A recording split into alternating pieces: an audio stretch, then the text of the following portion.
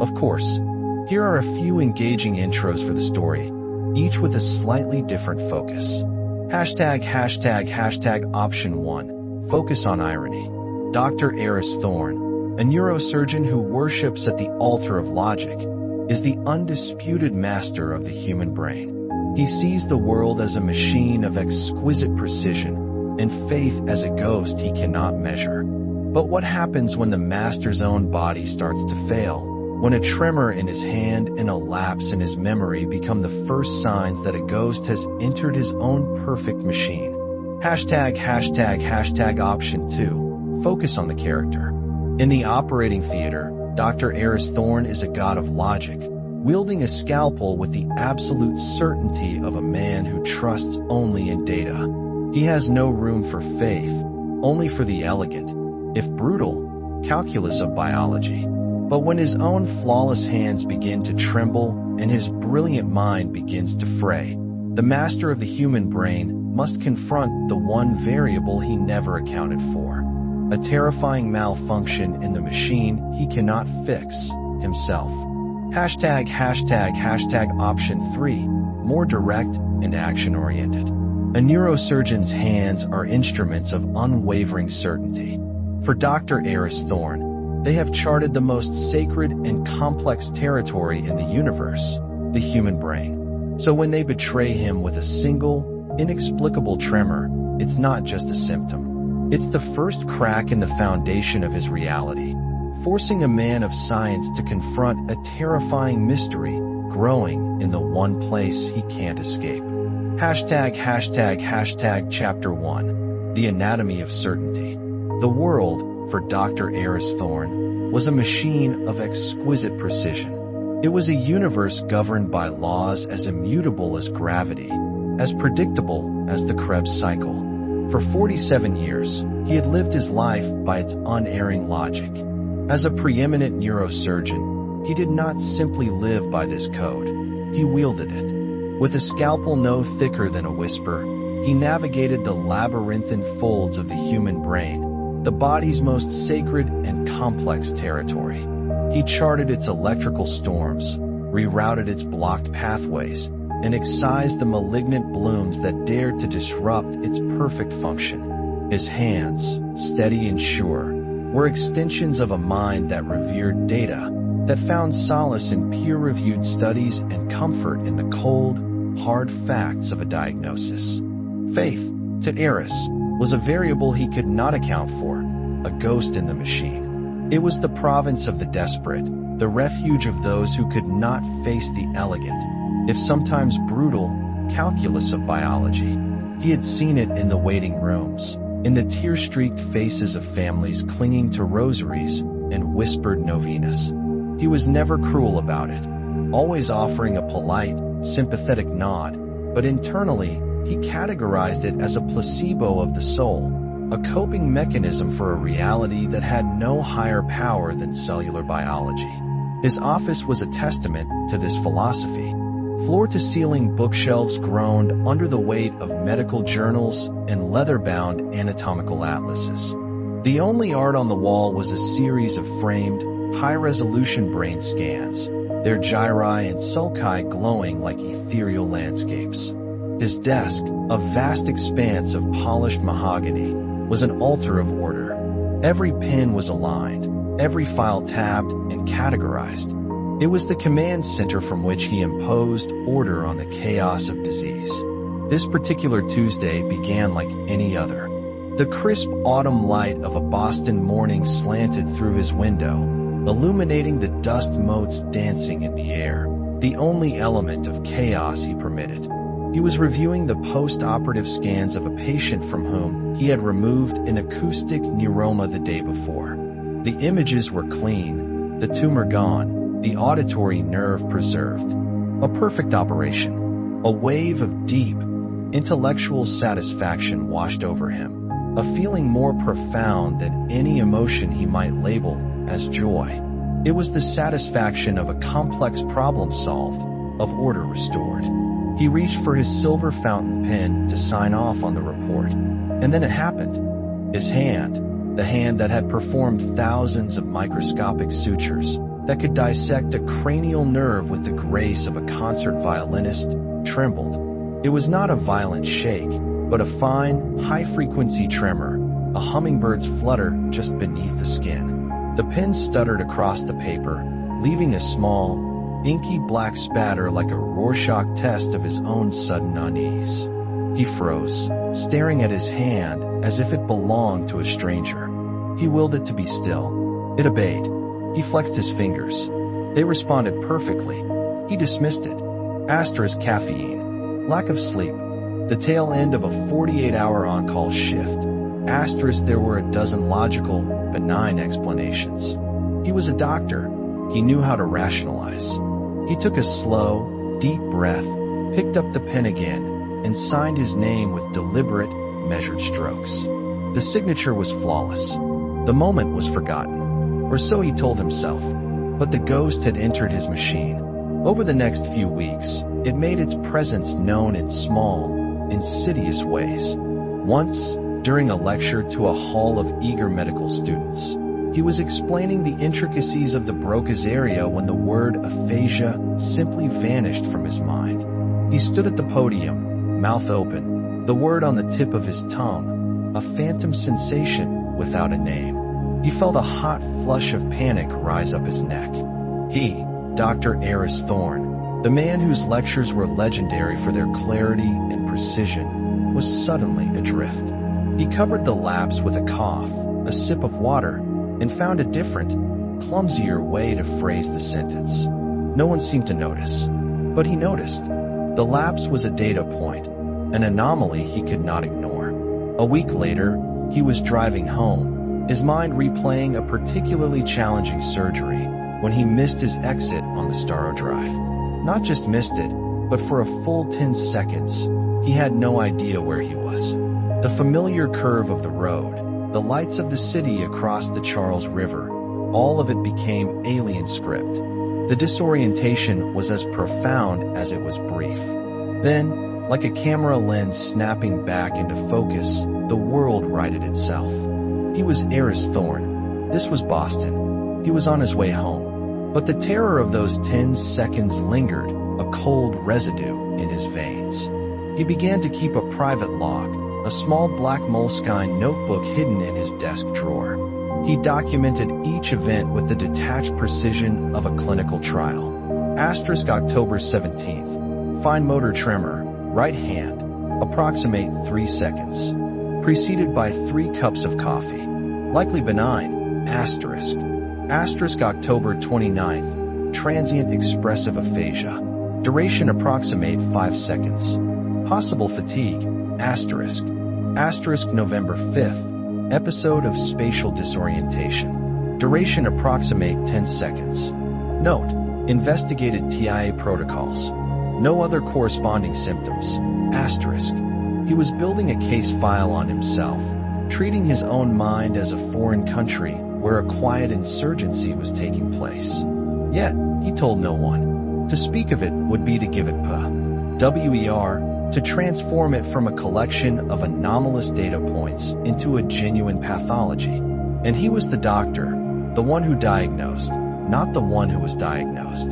The one person from whom he could hide nothing was his wife, Elara. Theirs was a marriage of quiet understanding, a union of 2 profoundly different worlds. Eris lived in the tangible realm of science. Elara lived in a world infused with a gentle, unshakable faith. She was an art historian, specializing in religious iconography. Where he saw neurons and synapses, she saw saints and angels. Her faith was not loud or proselytizing. It was a soft, steady light that illuminated her life, as natural to her as breathing. She attended a small, beautiful Episcopalian church downtown not out of dogmatic duty, but because it was a place where she felt a sense of peace that transcended understanding. She noticed the changes in him not as clinical symptoms, but as shifts in the harmony of their life together. She noticed the way he would pause mid-sentence, a flicker of confusion in his eyes. She saw the new tension in his shoulders, the way he would stare at his own hands as if he were relearning their function. One evening, As he sat in his leather armchair reading a journal, she came and sat on the ottoman at his feet, resting her head on his knee. She didn't speak for a long time, simply watched the fire crackle in the hearth. "You seem tired lately, Eris," she said softly, her voice filled with a warmth that could melt the winter frost on the window panes. "More than usual. Big cases at the hospital," he deflected, not looking up from the page. "Complex resections." She reached up and gently took the journal from his hands, placing it on the floor. She took his hand in hers. It was a surgeon's hand, elegant and strong, but she could feel a faint, almost imperceptible vibration running through it. "Is everything all right?" she asked, her gaze steady and searching. In that moment, looking into her clear, concerned eyes, the wall of his denial began to crumble. The weight of his secret, of his fear, was immense. For the first time, he felt the terrifying pull of the unknown, the same fear he had seen in the eyes of countless patients. I've been having some minor neurological symptoms," he admitted, the words tasting like ash in his mouth. "Probably nothing. Stress." Alara's grip on his hand tightened, but her expression remained calm. She did not panic.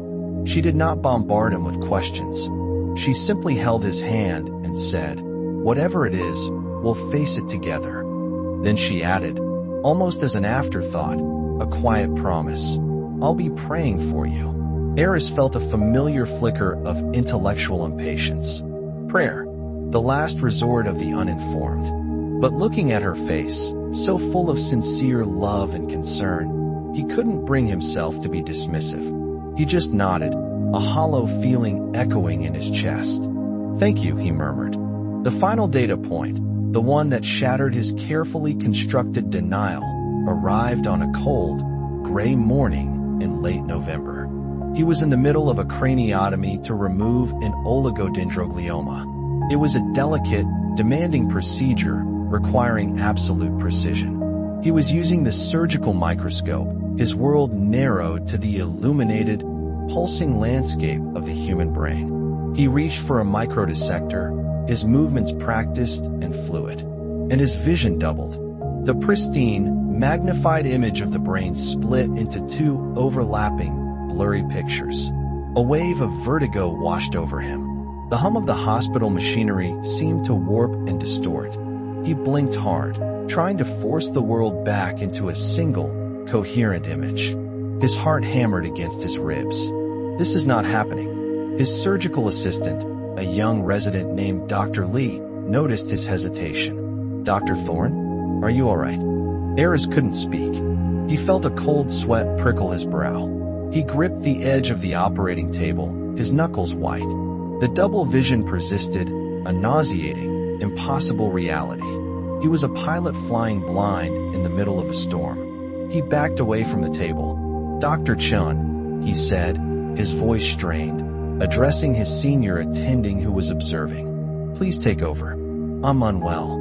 The shock in the operating room was palpable. Dr. Eris Thorne did not get unwell. Dr. Eris Thorne did not step away. He was the rock, the immovable center of their surgical universe. He stripped off his gloves and mask with shaking hands and walked out of the OR without another word, leaving a stunned silence in his wake. He made it to his office, closed the door, and leaned against it, his body trembling, the carefully constructed edifice of his life collapsing in on him. There was no more rationalizing. There was no more denial. This was real.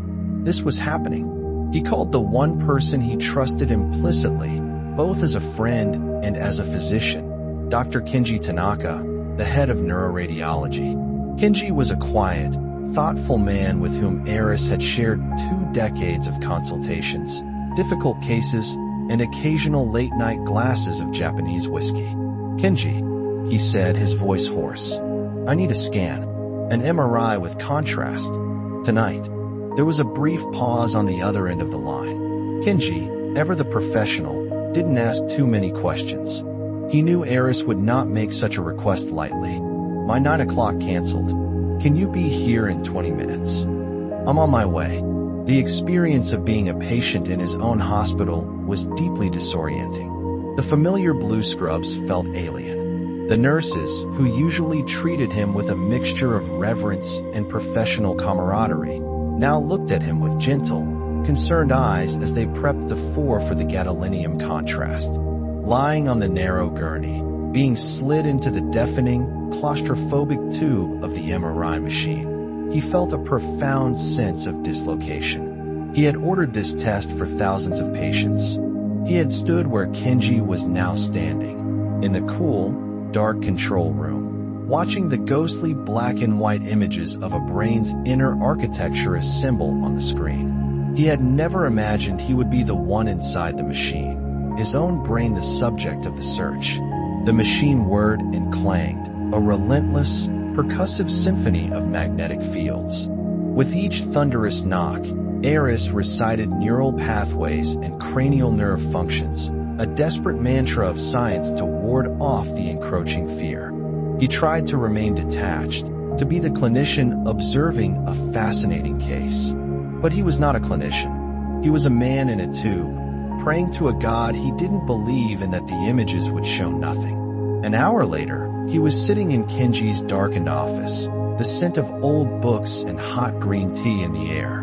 Kenji was silent for a long time, his fingers steepled under his chin, his eyes fixed on the luminous screen that displayed slice after slice of Eris's brain. The silence was heavier, more damning, and any words could have been. Eris knew how to read these scans as well as Kenji. He had seen it hundreds of times before in his own patients. But seeing it on a scan labeled Thorn, Eris, was like looking at a photograph of his own execution. There, blooming in the right temporal lobe, crossing the corpus callosum into the left hemisphere, was a lesion. It wasn't a neat, spherical tumor that could be easily excised. It was a ghastly, star-shaped bloom with indistinct, finger-like tendrils infiltrating deep into the healthy brain tissue. It had the classic, terrifying appearance of a butterfly glioma, the most aggressive, the most malignant, the most lethal of all brain tumors. Glioblastoma multiforme, grade 4. Eris, Kenji began, his voice thick with a sorrow that transcended professional decorum. Don't, Eris interrupted, his voice flat, devoid of emotion. He was a scientist looking at the data. The data was conclusive. Don't say it. I know what it is. He stared at the image, at the white, cancerous star that had taken up residence in the very seat of his consciousness, in the tissue that held his memories, his skills, his love for Alara, his entire identity. He had given this diagnosis to others, had delivered the grim prognosis with as much compassion as he could muster. He had explained the statistics, the median survival rates measured not in years, but in months. He had talked about the standard of care, resection, followed by radiation and chemotherapy, knowing it was not a cure, but a battle of attrition, a way to buy a little more time. Now, those statistics were his. The numbers, which had once provided him with a sense of order and predictability, had become a death sentence. Kenji turned from the screen, his face etched with pain. We'll fight it, Eris. We'll get the best team. We'll be aggressive. There are new trials, immunotherapy. Eris barely heard him. He was a machine that had just been shown its own fatal design flaw. The elegant logic of his world had produced this. The predictable, beautiful dance of cellular division had, in his own brain, gone rogue, creating a monster. There was no one to blame, no external force to rage against. It was his own body that had betrayed him. He drove home in a daze. The city lights smeared across his windshield like wet paint. He felt utterly, completely alone, adrift in a sea of meaningless data. When he walked through the door, Alara was waiting for him. She knew, the moment she saw his face, that the news was the worst it could be. His usual air of confident authority was gone, replaced by a deep, hollowed-out shock. He didn't need to say the words. She came to him, wrapped her arms around him, and held him as a tremor, this time born not of a neurological glitch but of pure, gut-wrenching terror, shook his entire body. He buried his face in her shoulder, and, for the first time since he was a small boy, Dr. Eris Thorne wept. He cried for the loss of his hands, for the loss of his mind, for the loss of the future he had so meticulously planned. They sat on the sofa for hours, the fire dying in the hearth. He explained it all to her in clinical, detached terms. The location of the tumor, the prognosis, the treatment options. He was trying to regain control by turning it into a medical lecture, a problem to be analyzed. Alara listened patiently, her hand never leaving his. When he was finished, his voice raw, his explanation exhausted, she looked at him, her eyes clear and full of a strength he could not comprehend. "The doctors will do what they can do," she said, her voice soft but firm. "And we will do what we can do." "What does that mean, Alara?" he asked, a bitter, weary edge to his voice. "There's nothing to do. We follow the protocol. We hope for a statistical anomaly." "No, Eris," she said, shaking her head gently. "We pray." The word hung in the air between them, a concept as foreign and invasive as the tumor in his brain. Eris felt a surge of anger, a primal rage at the sheer inadequacy of her response. "Pray," he scoffed, pulling his hand away. "Pray to whom?" "To the God that allowed these cells to multiply in my brain. The God who stood by while this thing grew." "What is prayer, Alara?" "It's wishful thinking. It's a placebo for the soul. I have spent my entire life dealing in facts, in evidence, in what can be proven and observed. And you want me to what? Talk to the ceiling and hope for a miracle?" His words were cruel, born of fear and despair. He wanted to hurt her, to shatter her simple faith, just as his own faith in science had been shattered. Alara did not flinch. She did not argue. She simply absorbed his anger, her expression one of profound sadness, not for herself, but for him. "I am not asking you to believe, Eris," she said quietly. "I am just telling you what I will be doing. I will be fighting for you in my way, and my way is to pray." The next few months were a blur of a new, horrifying reality. He underwent surgery. He, the surgeon, became the subject under the knife. He lay on the table, vulnerable and exposed, trusting his life to the hands of a colleague. They removed as much of the tumor as they could, but they couldn't get it all. The tendrils were too deep, too entangled with the critical structures of his brain. Then came the radiation and chemotherapy. The treatments were brutal, a chemical and radiological carpet bombing of his body in the hope of killing the enemy within. His hair fell out. He was racked with nausea and a fatigue so profound it felt as if gravity had doubled its hold on him. The man who once commanded operating rooms for 12 hours at a time now struggled to walk from the bedroom to the kitchen. His mind, his most prized possession, began to fray. He suffered from seizures, from bouts of confusion, from moments where the world would shimmer and distort. The brilliant, orderly mind of Dr. Eris Thorne was being dismantled, cell by cell, both by the disease and by the cure. Through it all, Alara was his constant. She administered his medications. She held a cool cloth to his forehead. She read to him when his vision blurred, and she endured his fits of anger and despair with unyielding grace. And she prayed. Her faith was not a performance. It was a quiet, relentless act of love. He would wake in the middle of the night and see her kneeling by their bedside, her head bowed, a soft moonlight illuminating her face. He would find small, simple crosses tucked into his coat pockets.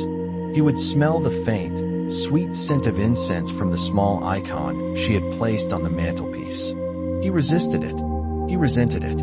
It felt like a surrender to the irrational, an admission of defeat. His world was one of MRI scans, blood counts, and oncology reports. Those were the metrics of his life now. And by every single metric, he was losing. The follow-up scans showed the tumor, though diminished, was still there. And it was growing again. Ken G delivered the news with the grave, gentle finality of a judge. "The chemo isn't as effective as we'd hoped, Eris. The tumor is aggressive." He didn't need to elaborate. Eris knew what it meant. They had reached the end of the road for standard medical intervention. There were experimental trials, long shots with debilitating side effects, and infinitesimal chances of success. The machine of medicine, for all its power and sophistication, was failing him. That night, Eris hit the bottom. He lay in his bed, a ghost of the man he had once been, staring at the ceiling. He was no longer a doctor. He was not even a man, really. He was a collection of failing systems, a body at war with itself, a consciousness trapped in a decaying vessel. He had put his faith in science, in the tangible, the provable, the logical, and science had given him a death sentence. It had described his end with perfect, chilling clarity, but it could not stop it. The act of kneeling was a foreign geometry to his body. His knees, stiff from inactivity, protested with a dull ache against the cold oak floor. For a man who had spent a lifetime standing tall in the sterile temples of science, this posture of submission was a profound dislocation. He knelt in the penumbra of the moonlight, a supplicant without a deity, a scientist performing an experiment with no hypothesis, no control group, no methodology. He had spoken the words, "Asterisk help me asterisk," into a void, and the void had answered with its native tongue, a deep, crushing, and absolute silence. There was no flash of light, no celestial choir, no sudden warmth of divine presence. The tumor did not vanish from his temporal lobe. The tremor in his hands did not cease. The universe remained stubbornly, maddeningly, the same exquisite machine he had always known it to be, indifferent to the desperate plea of one of its failing components. The silence that met his prayer was not peaceful. It was geological, the immense, ancient quiet of stone and vacuum. A profound sense of foolishness washed over him, hot and sharp, chasing away the cold dread. He was Dr. Eris Thorn. He had mapped the very structures of human thought, and here he was, on his knees, talking to the dark. The scientist in him, battered but not yet dead, reasserted itself with a vengeance. Asterisk, what are you doing? This is a cognitive artifact of extreme duress, a psychological capitulation, asterisk. He felt a gentle touch on his shoulder.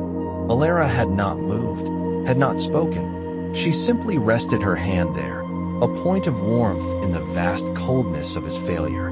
Her presence was not a judgment or an "I told you so." It was an anchor.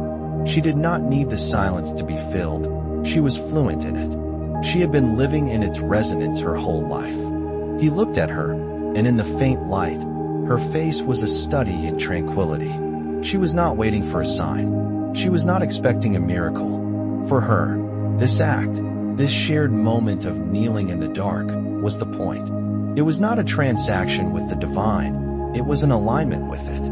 He saw then that he had approached prayer as he approached surgery, as an action intended to produce a specific, measurable result. For Alara, it was an act of being. Slowly, with her help, he rose to his feet. His body felt immensely heavy, each limb a leaden weight. He did not feel cleansed or saved. He felt empty, but it was a different kind of emptiness. The frantic, clawing despair of the void was gone, replaced by a strange, hollowed-out quiet. It was the quiet of a battlefield after the fighting has stopped. Alara guided him back to bed. She pulled the covers over him and sat on the edge, her hand resting on his chest, feeling the unsteady rhythm of his heart. "Did you hear anything?" he asked, his voice a dry whisper. The question was absurd, but he had to ask. He had to know if the silence was just for him. She smiled, a faint, sad curve of her lips. "Hearing isn't always done with the years, Eris." She leaned down and kissed his forehead, her lips cool against his feverish skin. "Rest now." He closed his eyes, but sleep was a distant country. He lay in the stillness, turning the silence over in his mind, examining tea from all angles like a strange, new specimen. It was not an absence of sound. It was a presence, a vast, silent thing that had been there all along, Beneath the clamor of his thoughts, the hum of his machines, the confident pronouncements of his lectures. He had spent his life filling every space with data, with logic, with words. He had never simply listened to the silence. And now, it was all he could hear. Asterisk, asterisk, asterisk. The morning light, pale and wintrous, did little to dispel the strangeness of the night. Eris woke with the familiar metallic tang of chemotherapy in his mouth and the bone-deep weariness that had become his constant companion. He saw Alara's side of the bed was empty.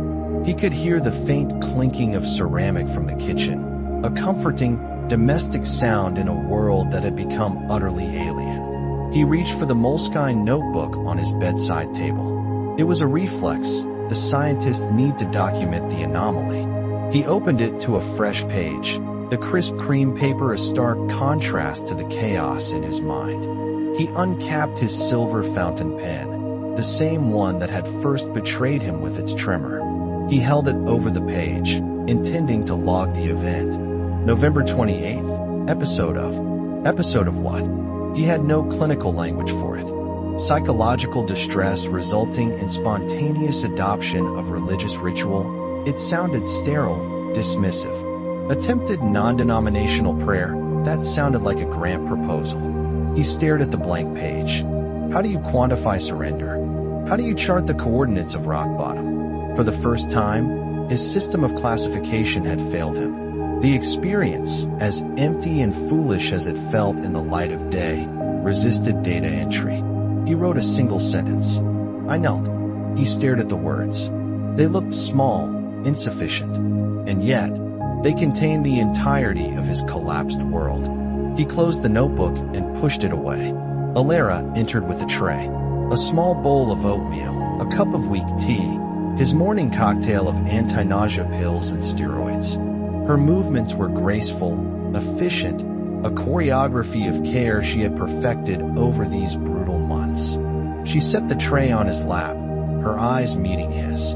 There was no questioning look, no hint of the previous night's drama. She was giving him the space to process it, to own it or discard it as he saw fit. I have an appointment with Anya this afternoon, he said, his voice raspy. Dr. Anya Sharma was his oncologist, a whip-smart, compassionate woman who had the unenviable task of delivering him an endless stream of bad news. I know, Alara said, smoothing his covers. I'll drive you. He nodded, pushing a spoonful of oatmeal around his bowl, the appetite a long-lost memory. The day ahead loomed like a monolith.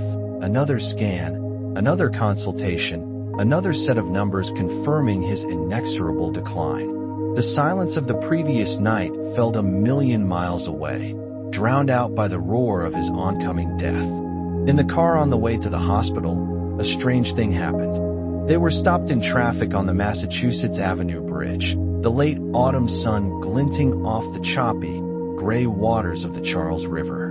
Eris had crossed this bridge 10,000 times, his mind always racing ahead to the next surgery, the next lecture, the next problem to be solved. He had never truly seen it. But today his mind, too tired to race, was still. And he saw the precise, fractal patterns of the ice beginning to form along the riverbank. He saw the almost violent crimson of a single maple leaf clinging stubbornly to a branch against the pale sky. He noticed the way the light caught the worn, tired face of the woman in the car next to them, and he wondered about her life, her sorrows, her joys. For a fleeting moment, he was not a doctor, not a patient, not a dying man. He was just a consciousness, observing the intricate, heartbreaking beauty of a world he was soon to leave. It was not a revelation. It was a whisper, a subtle shift in perception, as if a lens he never knew he possessed had been minutely adjusted. He had spent his life looking at the world, analyzing its components. He had forgotten how to simply see it. The hospital waiting room was a familiar circle of hell. The same hushed quiet, the same antiseptic smell, the same faces etched with a mixture of hope and fear. He had once walked these halls with the authority of a minor god. Now, he was just another numbered patient, his fate held in the manila folder in Dr. Sharma's hands. Anya called them in. Her office was neat, functional, softened by a single orchid on her desk. She didn't waste time with pleasantries. She knew Eris valued directness. She pulled up his latest MRI on the large monitor on her wall. The image was a chiaroscuro nightmare, he knew intimately. "The scans aren't good, Eris," she said, her voice gentle but firm. She used her mouse to circle the tumor. The ghastly butterfly shape was larger, its edges more diffuse. The radiation had scorched the earth, but the cancer was growing back through the ruins, more aggressive than before. The temozolomide is no longer holding it at bay. There's significant progression. Eris stared at the screen, a cold detachment settling over him. He was looking at his executioner. "So, the protocol is exhausted." It was not a question. "The standard protocol?" "Yes," Anya confirmed. "We can try a different chemo agent, like lomustine, but the response rates are low, and the toxicity is high. There's a clinical trial for a new PRP inhibitor, but you're just outside the inclusion criteria because of the tumor's methylation status." She was speaking his language, the precise calculus of oncology. Every word was a door slamming shut. Alara, who had been listening silently, her hand resting on Eris's arm, spoke up. "What does that mean, doctor?" In simple terms. Anya turned her compassionate gaze to Alara. "It means that the treatments we have are unlikely to work for very long, and they will make him very sick. It means we are moving to a point where the focus shifts from fighting the tumor to maximizing the quality of the time he has left." Palliative care, the phrase hung in the air, a clinical euphemism for dying. Eris had said it to patients and their families hundreds of times. He had never understood the weight of it until now. It was the sound of the medical machine admitting defeat. "So what do you suggest?" Eris asked, his voice flat. "I suggest we talk about what you want," Anya said, leaning forward.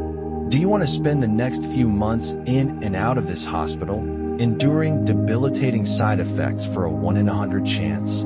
Or do you want to be at home? Do you want to manage the symptoms, the seizures, the headaches, so you can live as fully as possible for as long as you can?" The choice was stark, brutal. The illusion of a fight was over. Now there was only the manner of his surrender. He looked from Anya's kind, weary face to the glowing image of his own corrupted brain on the screen. The machine had given its final, impartial diagnosis. The data was in. He thought of the silence in his room the night before. He thought of the crimson leaf on the bridge. The world of medicine, the world he had mastered, was offering him a well-managed death.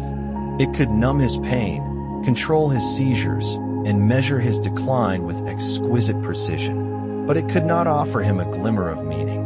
It could not tell him how to live in the time he had left. "Well, we need to think about it," Alara said, her voice strained but steady. Anya nodded. "Of course. Take all the time you need. I'll have our palliative care nurse, Sarah, give you a call. Just to talk. No pressure." The drive home was silent. Alara drove, her knuckles white on the steering wheel. Eris stared out the window, the city lights blurring into abstract streaks of color. The quiet in the car was different from the silence of the night. This was a heavy, grief-stricken quiet, thick with unspoken fears. When they got home, he went straight to his study. He sat in his leather chair, the one where he had read and thought, and built the entire edifice of his certain world. Now it felt like sitting in a museum dedicated to a dead man. Alara came in and knelt before him, taking his hands in hers. They were cold, lifeless. "What do you want to do, Eris?" she asked softly. "What I want," he said, a bitter laugh escaping his lips, "is for none of this to be happening. What I want is my life back. But what I want is no longer a relevant data point. That's not what I mean." Anya's question, "Do you want to keep fighting this way?" He looked around the room, at the books that held all the accumulated knowledge of his field. They were useless to him now. He looked at the framed brain scans on the wall, once a testament to the brain's beautiful complexity, now just a memento mori. "The fight is over, Alara." All that's left is choosing the exit music. The despair was back, a thick, suffocating blanket. She squeezed his hands. No, I don't believe that. What is there to believe in? He shot back, his voice rising. Your God? Where is he? Is he in the scan? Is he in the statistics? I knelt. I prayed. I humbled myself before the great, cosmic nothing. And the result is the same. The tumor is growing. I am dying. That is the only truth there is. Alara's eyes filled with tears, but she did not look away. I don't know why this is happening, Eris. I have no answers for you. Faith isn't about having answers. I've told you that. Then what is it about? What good is it? It's about what you do when there are no answers, she said, her voice trembling but gaining strength. When I look at a medieval icon, a painting of a saint, I'm not just seeing gold leaf and pigment. I'm seeing the story of someone who lived through darkness and found a light within it. Not a light that banished the darkness, but a light that allowed them to see in the darkness. That's all faith is, Eris. It's learning to see in the dark. She stood up and went to the mantelpiece, picking up a small, framed photo. It was a picture of the two of them, 20 years younger, standing on a cliff overlooking the sea in Greece. They were windswept, laughing, their whole lives stretching out before them like the endless blue horizon. Our life together, she said, her voice thick with emotion. Our love. Can you measure that? Can you put it on a slide and view it under a microscope? Does its value show up on a brain scan? No, but it's the most real thing in this room. It's more real than this disease. My faith is like that. It's a form of knowing that can't be proven, only lived. He stared at her, at the fierce, loving light in her eyes. His anger deflated, leaving only a vast, aching sadness. She was right. He had built a world that had no room for the most important things in his life. His love for her, the joy he'd felt in his work, the memory of that day on the cliff. None of it fit into his cold equations. He had lived in a black and white world of facts, and he was colorblind to the vibrant hues of mystery. A few days later, a thick manila envelope arrived in the mail. It was forwarded from his office at the hospital. The return address was a P.O. box in a small town in rural New Mexico he'd never heard of. Puzzled, he slid it open. Inside was a letter, written in a shaky but elegant hand. Dear Dr. Thorne, asterisk you will not remember me, but you operated on my husband, Gabriel, 7 years ago. He had a glioblastoma, just like yours. You told us he had 6 months, maybe a year with treatment. You were kind, you were honest, and you gave us the facts. We were grateful for that. Asterisk. Asterisk Gabriel underwent the surgery and 1 round of chemo, and then he said, no more. He did not want to die in a hospital. We left Boston. We came here, to the high desert, to the place he was born. We were preparing for him to die. Asterisk. Asterisk he did not die. He lived for another 6 years, Dr. Thorne. They were good years. He wasn't cured. The scans always showed the tumor was still there, a sleeping wolf. Your colleagues in Albuquerque called it a spontaneous, long-term remission. They called it a statistical miracle. Gabriel called it peace. Asterisk. Asterisk he passed away 2 months ago, peacefully, in his own bed, looking out at the mountains he loved. He was not afraid. Asterisk. Asterisk I read about your illness in a university alumni bulletin. I am writing to you not to offer a cure or some snake oil remedy. I am writing because my husband asked me to. He said, if that brilliant, sad doctor ever finds himself at the end of his own road, tell him about the mesa. Asterisk. Asterisk there is a place here, a small community called the Sanctuary of Silence, nestled on a high mesa. It is not a hospital. It is not a hospice. It is the place to be, a place to listen. The man who runs it, an old monk named Brother Mateo, does not heal bodies. He says he simply helps people remember how to be whole, even when they are broken. Asterisk. Asterisk I don't know what you believe, doctor, but I know what I saw. I saw my husband, who was terrified of death, learn how to live with it. I saw him find a quiet joy in his final years that medicine could not give him. Asterisk.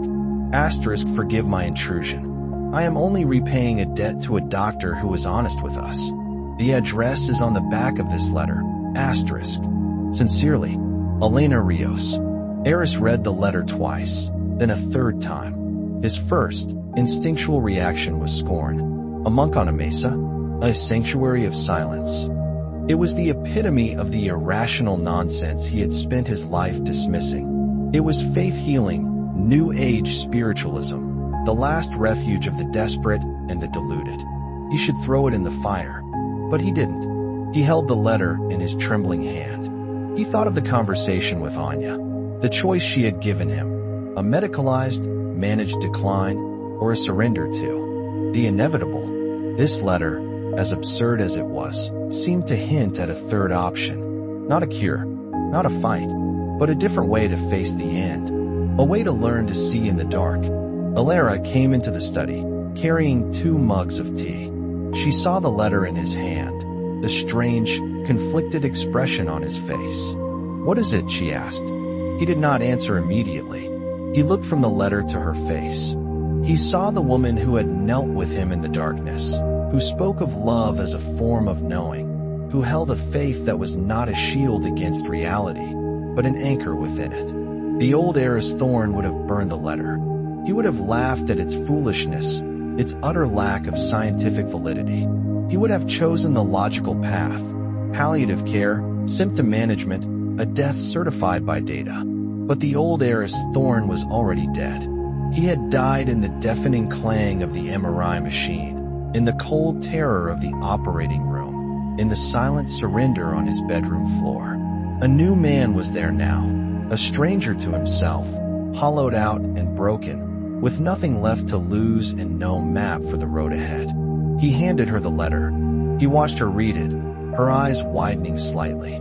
When she was finished, she looked up at him, her gaze searching his. She didn't say a word. She didn't need to. The question was there, hanging between them in the quiet of the room. He stood up and walked to the window, looking out into the twilight descending over the city. Palliative care was the rational choice. It was the sensible, evidence-based path.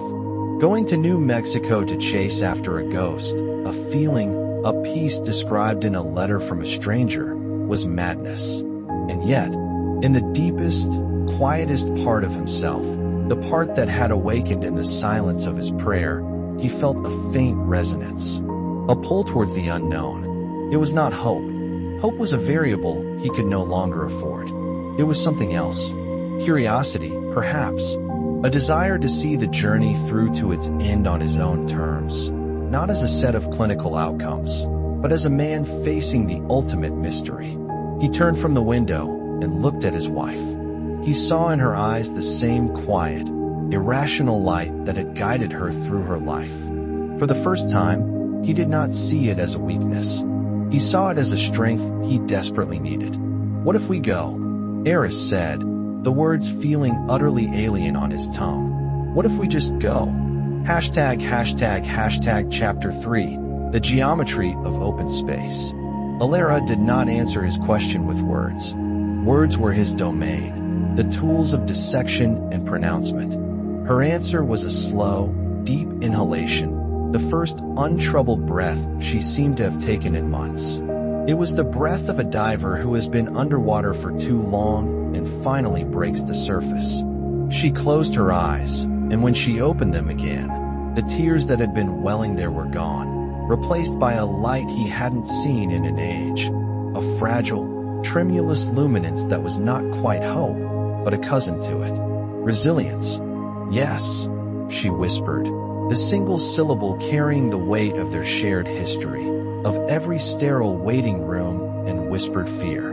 "Yes, let's go." The decision, once spoken aloud, did not bring relief so much as a strange and terrifying sense of momentum. It was like stepping off a cliff, not knowing if the ground below was a few feet away or 1,000. The known world, the world of oncology wards, clinical protocols, and the grim, predictable march of his disease, was awful, but it was charted territory. This was an act of cartographical madness, a deliberate journey off the edge of their own map. The first test of their resolve came, as Eris knew it would, in the form of Dr. Anya Sharma. They sat in her office 2 days later, the MRI of his brain a silent, luminous ghost on the monitor behind her. He explained their plan, his voice carefully neutral, framing it as a decision to cease aggressive treatment and seek a more palliative environment for his final months. He omitted the part about the monk and the sanctuary of silence, knowing that to a medical mind, it would sound like a complete psychotic break. Anya listened without interruption, her fingers steepled before her, her expression unreadable. She was a practitioner of a science that demanded absolute precision, yet her greatest skill was her ability to navigate the vast, imprecise territory of human suffering. New Mexico, she said when he had finished.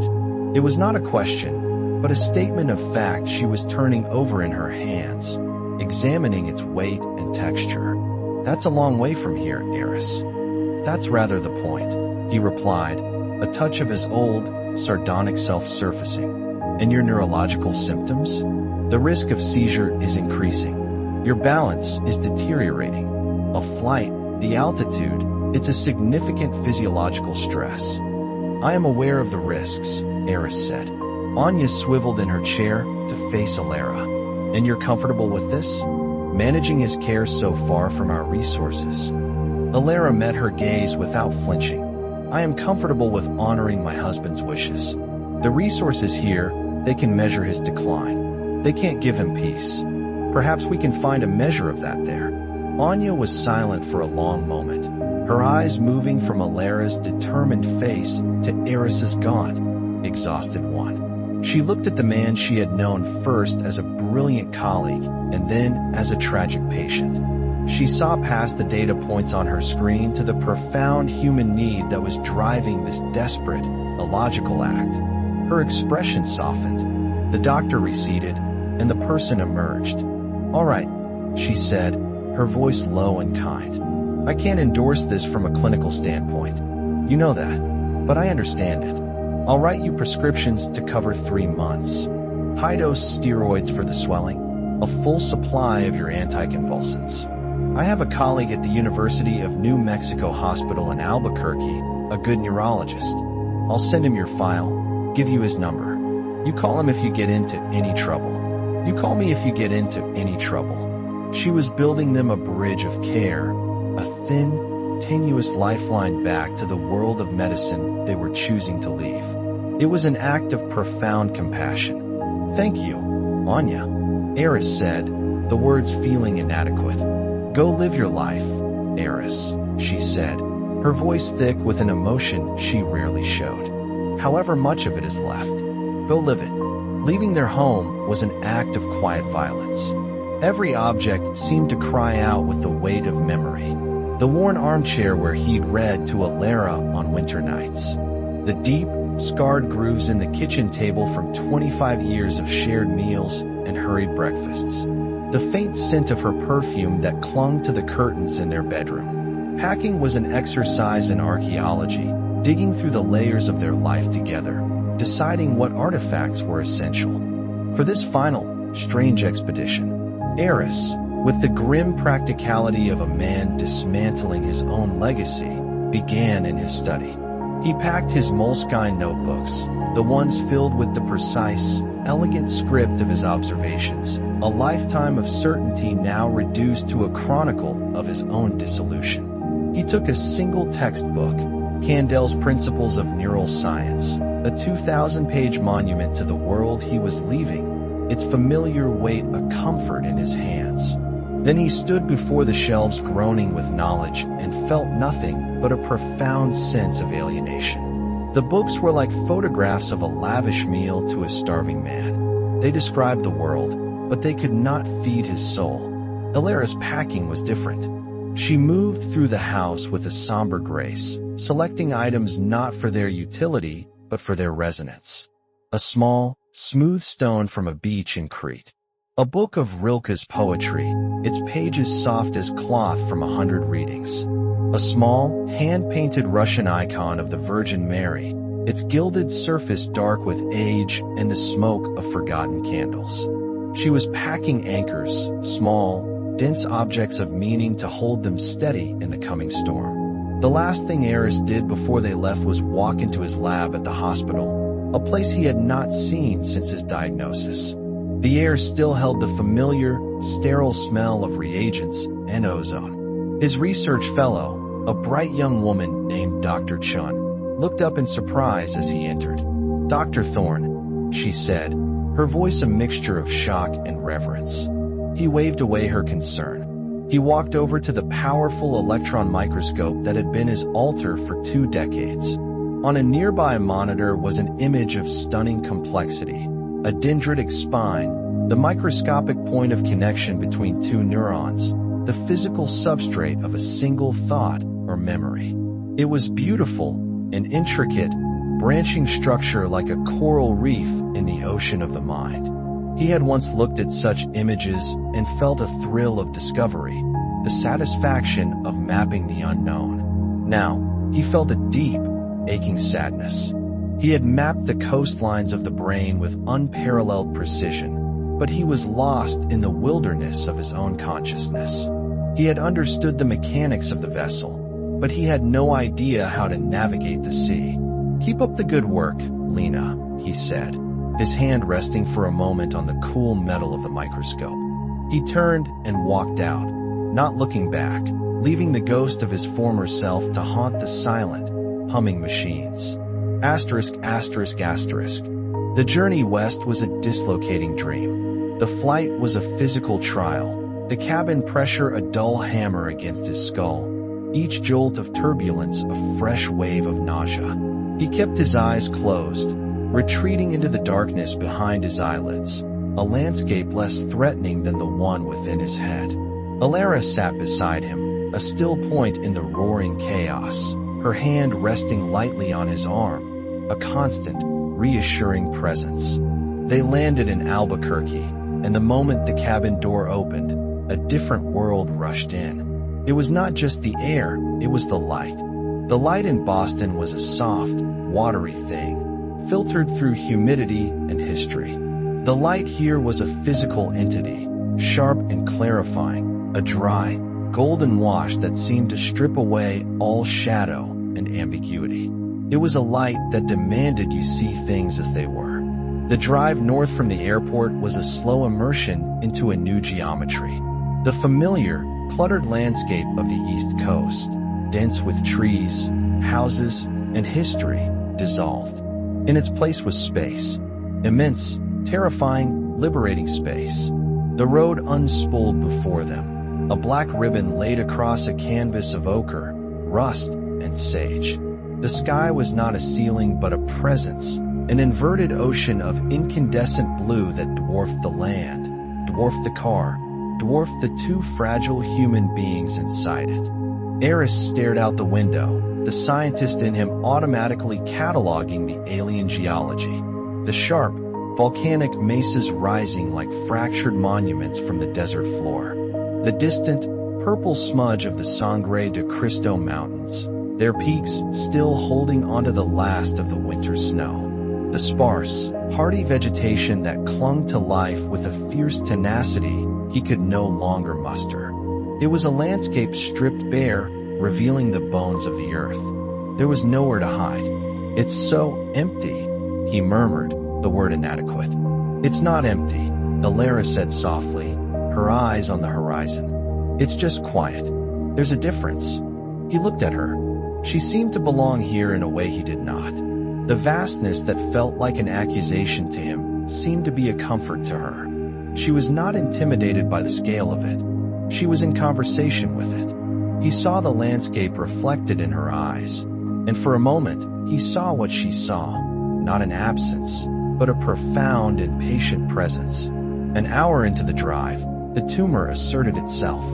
It began not as a pain but as a subtle distortion, a slight shimmering at the edge of his vision, as if the fierce sunlight were bending reality. Peaceful. It was the peace of surrender. "Okay," he said, his voice raspy. "I'm okay." They drove on, The silence in the car now changed.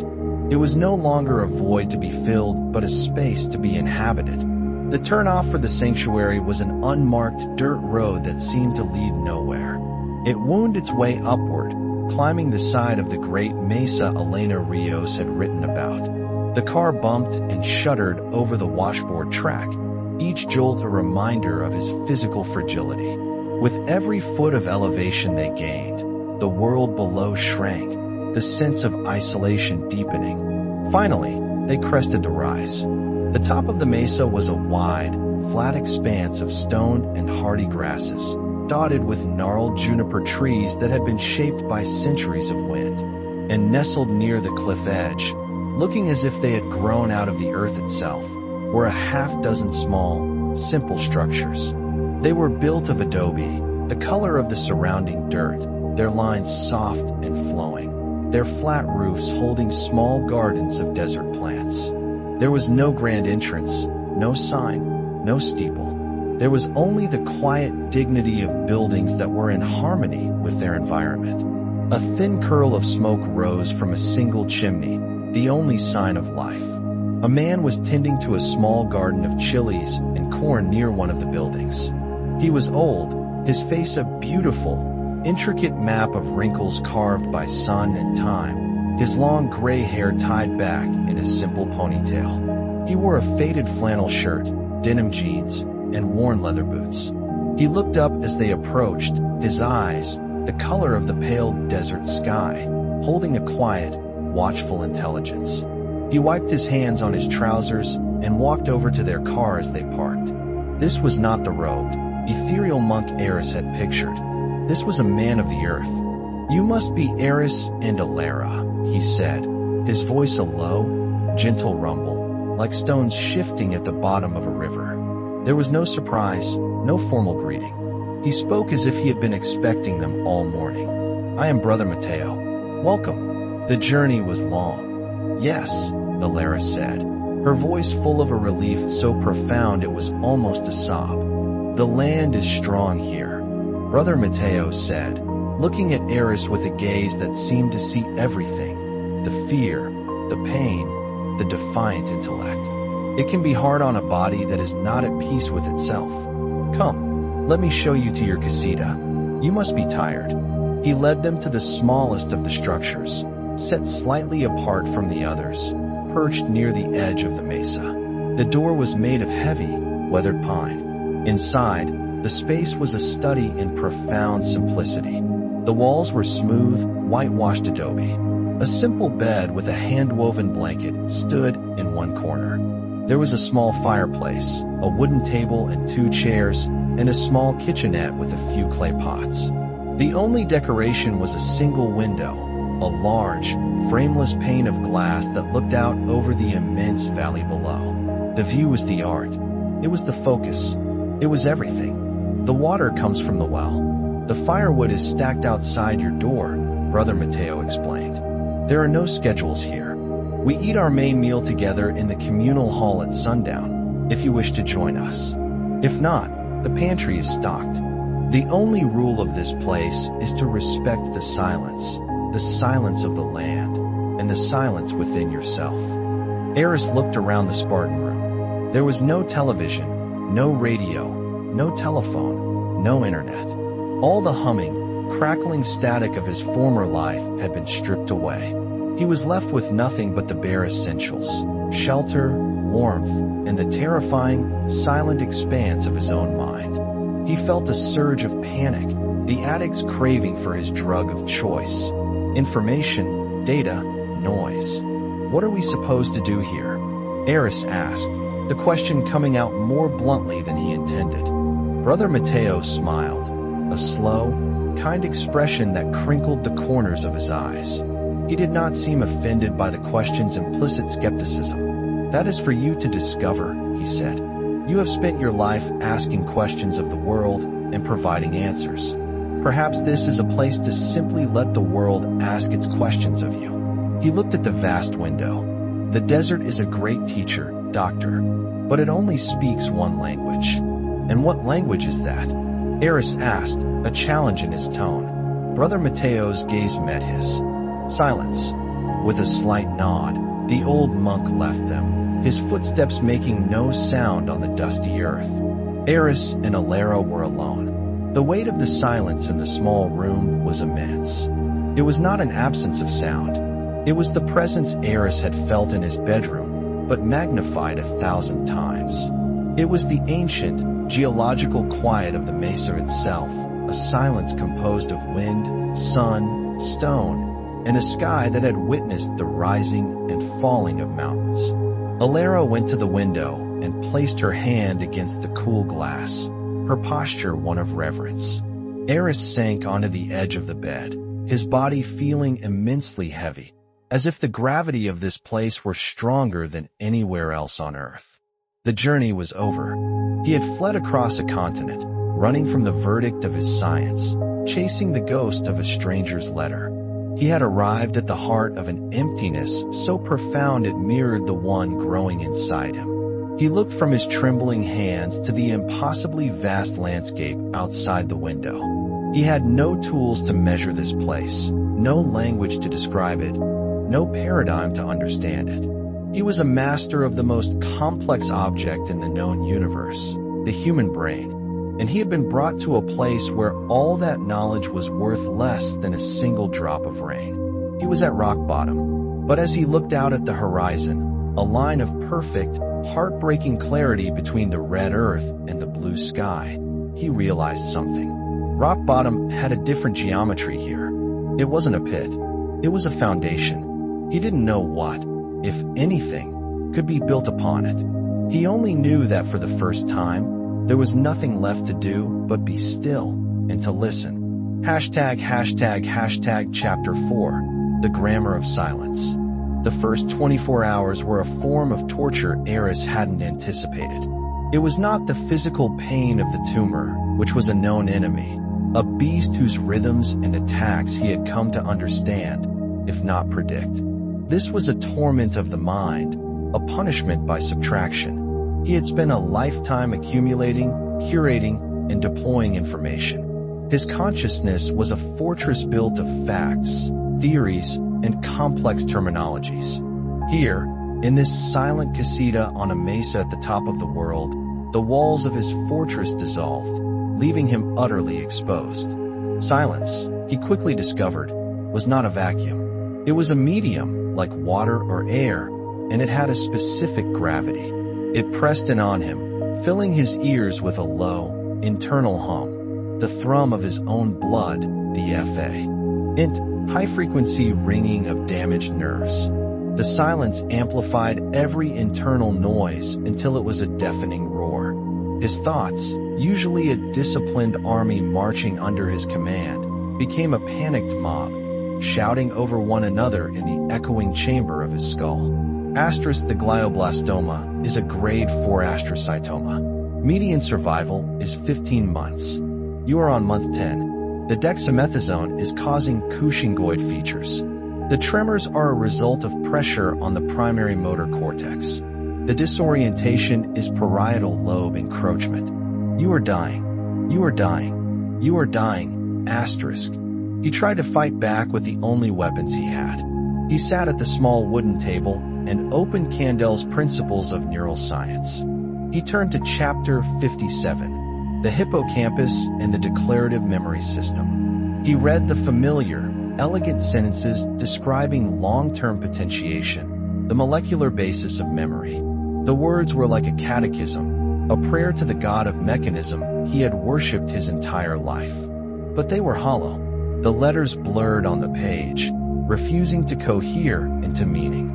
The intricate diagrams of synaptic clefts and neurotransmitter pathways seemed like the fevered dreams of a madman, an absurdly complex blueprint for a machine that was now spectacularly breaking down. He was reading a detailed description of the engine of a ship that was already sinking into a lightless abyss.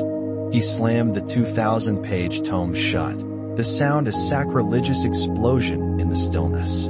The dust motes dancing in the shaft of light from the window seemed to recoil in shock. Alara moved through this new environment as if she were made of the same substance.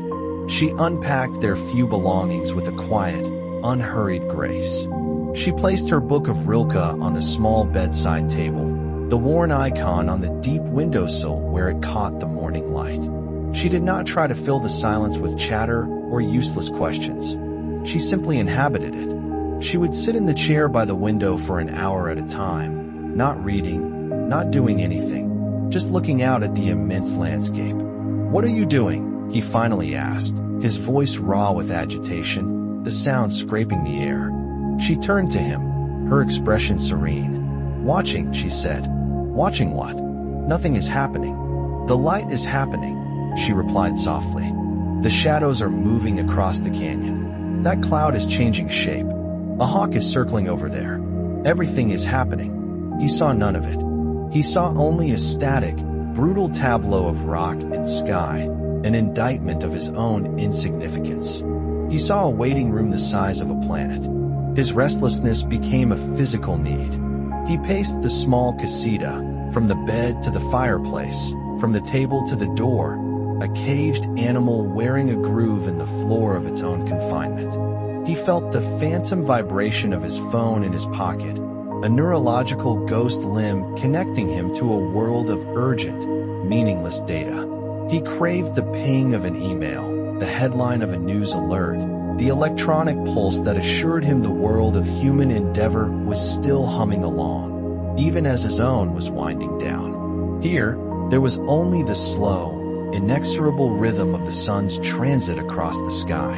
It was the rhythm of geology, of eternity, and it was unbearable. That evening, as the sun began its descent, painting the western cliffs in impossible shades of vermilion and gold, Alara touched his arm. Brother Mateo said we could join them for the evening meal. The thought of social interaction was appalling, but the thought of another 2 hours alone in this room with the screaming mob in his head was worse.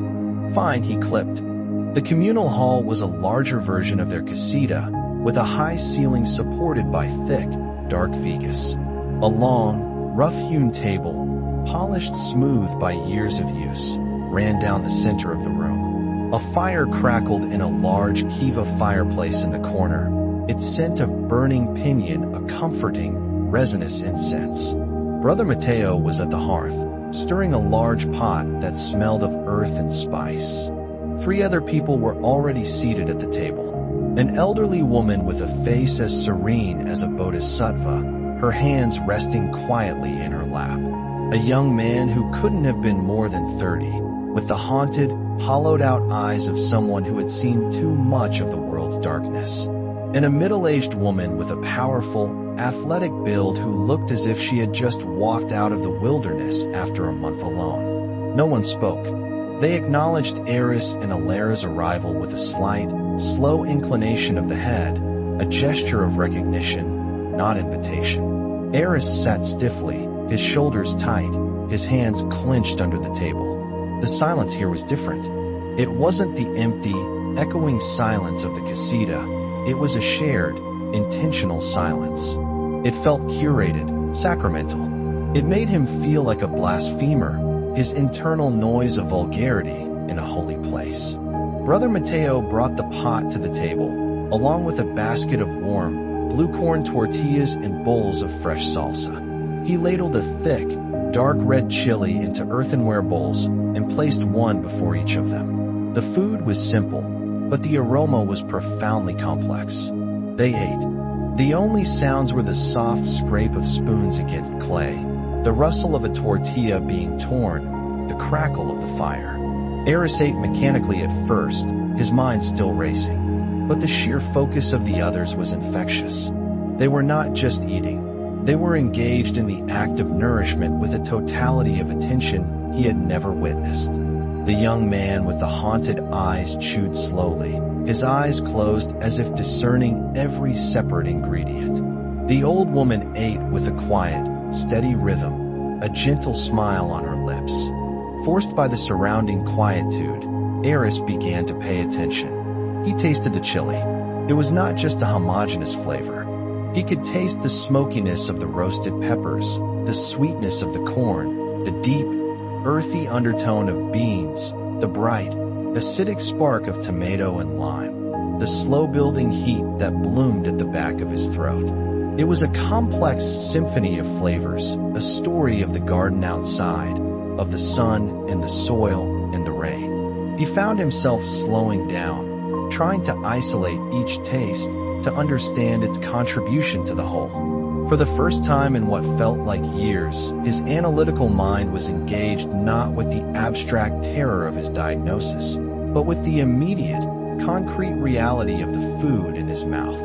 For 5 full minutes, the mob in his head fell silent, its attention captured by the chili. When the meal was over, Brother Mateo collected the bowls.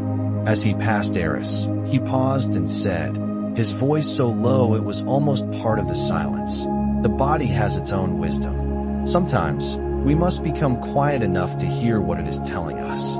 He did not wait for a reply, but moved on. The words, simple as they were, struck Eris with the force of a physical blow. He, Eris Thorn, a cartographer of the brain, had spent his life believing wisdom resided solely in the 3 pounds of convoluted gray matter inside the skull. He had treated the body as a vehicle, a complex but ultimately stupid machine for carrying the brain around.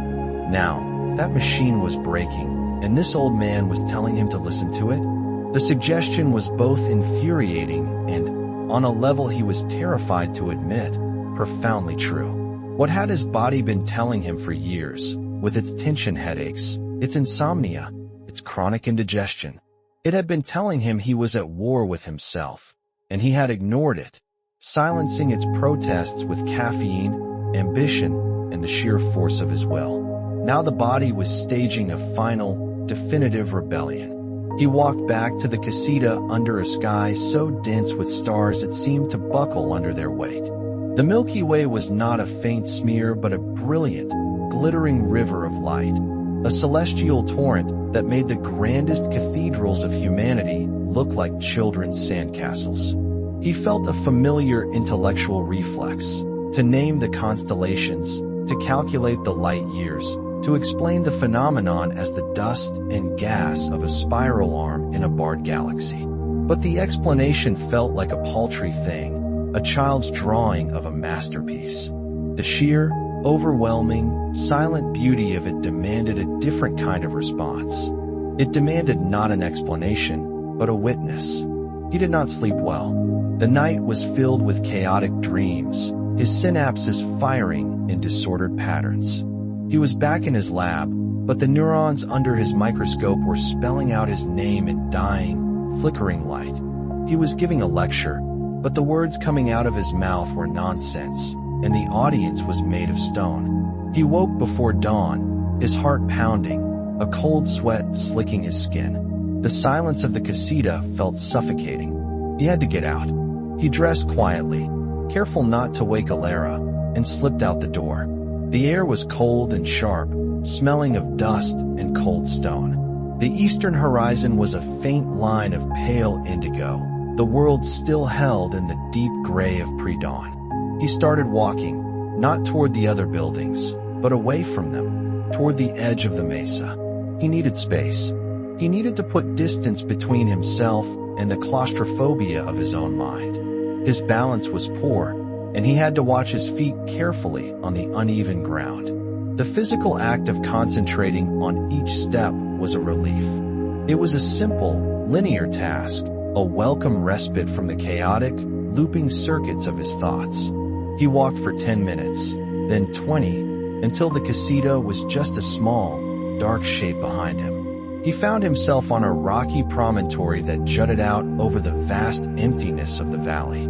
He sat down on a flat, cold slab of sandstone, his legs dangling over a drop of 1,000 feet. He sat and watched the dawn. It was not a single event, but a slow, majestic process.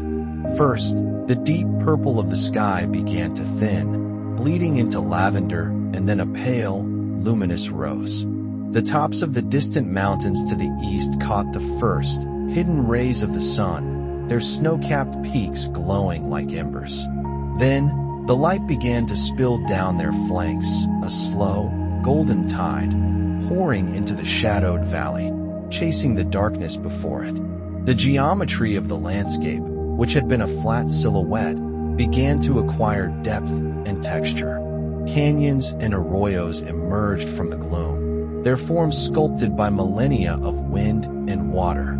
The colors of the earth ignited, shifting from muted grays to a vibrant palette of ochre, sienna, and deep, iron-rich red. He was watching the birth of a world. His scientist brain knew it was just the rotation of the planet, a predictable, mechanical process. But his eyes, his body, the part of him that Brother Mateo had spoken of, knew it was a miracle. He was witnessing the grammar of the universe at its most fundamental level, the interplay of light and shadow, stone and space, time and form. There were no words for it. Words were a lower-level language, a crude shorthand for this immense, silent, unfolding truth. As the sun finally cleared the mountain peaks, its light warm on his face, the tumor chose that moment to speak its own language. A wave of dizziness washed over him, so profound that the horizon tilted at a sickening angle. The world dissolved into a shimmering, impressionistic blur. The familiar tremor started in his left hand, a violent, uncontrollable shaking. He gripped his wrist with his right hand, a futile attempt to command his own flesh. A cold terror seized him. He was alone, on the edge of a cliff, losing control of his body. He was going to have a seizure. He was going to fall. He squeezed his eyes shut, bracing for the end. The terror was a white-hot nova in his mind. Asterisk, this is it. This is how it ends. Not in a hospital bed, but as a broken thing on the rocks below. Asterisk. He didn't fall. The seizure didn't come. Instead, a voice cut through his panic. It was not a voice of words, but a voice of pure sensation. It was the solid, unyielding reality of the stone beneath him. It was the warmth of the new sun on his eyelids. It was the dry whisper of the wind against his cheek. These things were real. The trembling hand was real. The dizziness was real. The panic, he suddenly understood, was a story he was telling himself about these realities. It was an interpretation, an overlay. It was noise. Slowly, deliberately, he stopped fighting. He released the death grip on his wrist. He let the hand tremble. It was a part of him, a broken instrument, but it was his.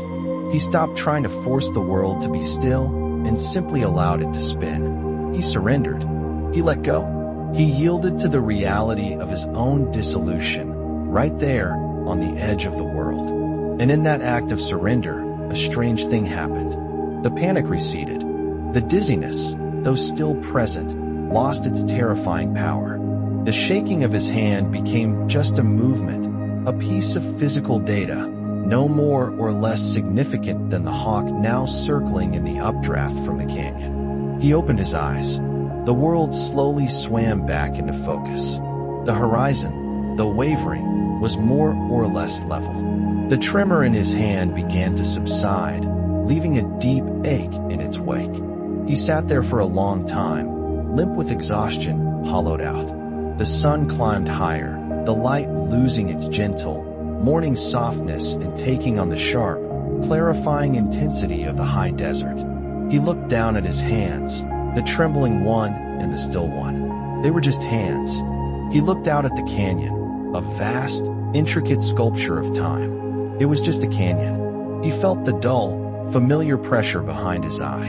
It was just a pressure. He had spent months, years, living in the future, in the terrifying narrative of his decline and death. In that moment of surrender, he had been violent. Completely, irrevocably dragged into the present. And the present, he discovered, was bearable. It was simply what is. When he finally found the strength to stand and walk back, his gait was unsteady, but his mind was clear in a way it hadn't been for a year. He felt scoured, as if some great, abrasive force had stripped away a lifetime of intellectual grime. He saw Alara standing in the doorway of their casita, her figure silhouetted against the light within. She had been watching for him. There was no panic in her stance, only a patient waiting. She knew he had to take this walk alone. As he drew closer, she saw his face, and the worry in her own melted away, replaced by a look of profound, knowing compassion. He did not need to tell her what had happened. She saw it. She saw the exhaustion, but underneath it, she saw that the frantic, hunted look in his eyes was gone. In its place was a stillness, a quiet emptiness that was not the emptiness of despair, but the emptiness of a vessel that has finally been cleared of its old, bitter contents and is ready to be filled. He walked past her into the casita. The room no longer felt like a prison. It felt like a sanctuary.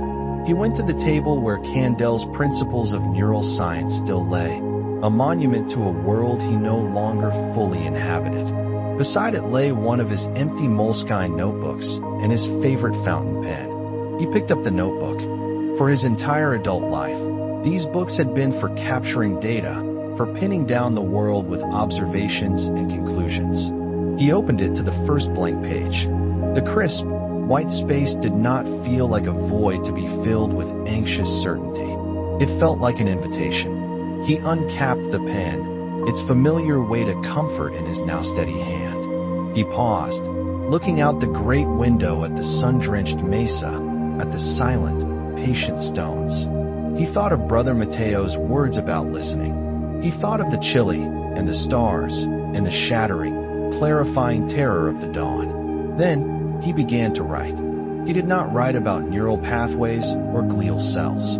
He did not write about his prognosis or his symptoms. He wrote one simple sentence, his elegant script looking strange and new on the empty page. Today, I learned the color of the wind.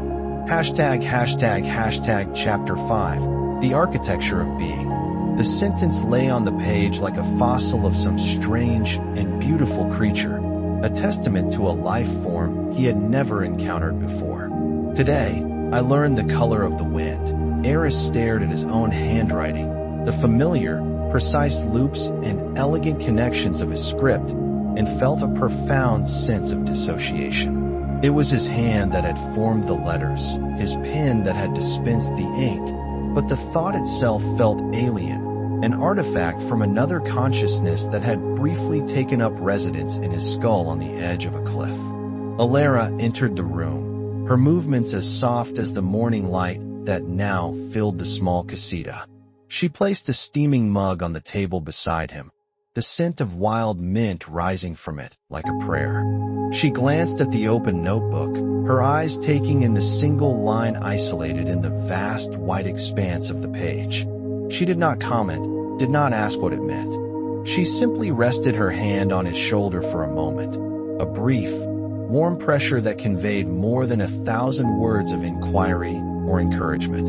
It was a gesture of pure acceptance. She had seen him walk out in the pre-dawn dark, a man vibrating with a caged terror. He had returned as this, a hollowed-out and strangely peaceful vessel. She did not need to understand the mechanism of the transformation. She simply needed to witness its result. He drank the tea. The warmth spread through his chest, a gentle counterpoint to the lingering chill from the mesa. The taste was clean and green, the flavor of the earth itself. He closed his eyes and tried to do what he had done with the chili the night before, to analyze the sensation, to break it down. He could taste the plant, the hot water, the faint mineral tang of the clay mug. But this time, the analysis was not an end in itself. It was a doorway. By focusing on the taste, he was focusing on the now. The mob in his head was silent, listening. The past, with its edifice of achievements, and the future, with its terrifying certainties, receded. There was only the tea, the warmth, the quiet room. This, he realized, was the beginning of a new kind of work. His old work had been the frantic acquisition of knowledge, a relentless stacking of fact upon fact to build a tower from which he could survey and control the world. But the ground beneath the tower had given way. The new work was not acquisition, but excavation. It was the slow, patient clearing away of the rubble of his own intellect to find what lay beneath. He spent the morning in a state of suspended animation. He did not reach for his books. The intricate diagrams of the cerebral cortex seemed suddenly irrelevant, like a detailed map of a country that had long ago sunk beneath the sea. Instead, he sat in the chair by the window where Alara so often sat. And he watched. He watched the way a single beam of sunlight, entering through a high window, moved across the adobe wall. It was a slow, golden pendulum marking a time far more profound than the frantic ticking of a clock. It illuminated the imperfections in the plaster, the faint, hair-like strands of straw mixed in with the mud, turning a simple wall into a textured landscape. He watched a raven land on the gnarled branch of a juniper tree outside. It was not merely a corvus corax. It was a creature of profound and absolute blackness, a hole in the fabric of the bright blue sky. It cocked its head, its eye a bead of obsidian intelligence, and let out a series of low, guttural croaks. The sound was not noise. It was a statement, a declaration of its own being in this vast, silent place. Eris felt an absurd kinship with the bird. It was here. He was here. For now, that was enough. His notebook remained open on the table. Later that morning, he returned to it. He did not write another aphorism. He simply began to record what he saw, stripping his observations of their usual scientific scaffolding. Asterisk 10:17 a.m. The shadow of the Vega in the ceiling has moved approximately 3 inches across the floor. It is not a uniform darkness. Its edges are soft, a gradient of gray.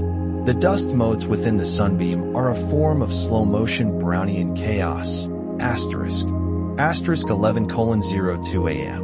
A line of black ants is moving from a crack in the windowsill toward a crumb I did not notice by the leg of the table. Their procession is utterly ordered. A society functioning on principles I can only guess at. They are not concerned with their prognosis. Asterisk 11:43 a.m. The tremor has returned to my left hand. I am watching it. It is not me. It is a series of uncontrolled muscle contractions in a limb attached to my torso. The fear association I aided with it is a separate event, a story the mind tells about the shaking. The shaking itself is just motion. Energy, like the wind in the trees. Asterisk. This was a new kind of science. It was the science of the immediate. He was no longer a cartographer of the brain. He was becoming a naturalist of his own consciousness, observing the strange flora and fauna that grew in the landscape of a single moment. That afternoon, he saw Brother Matteo working in the large garden that lay behind the main hall. It was a sprawling, ordered space, a grid of raised beds walled with stone, vibrant with the green of chard, the deep purple of kale, and the determined yellow of squash blossoms.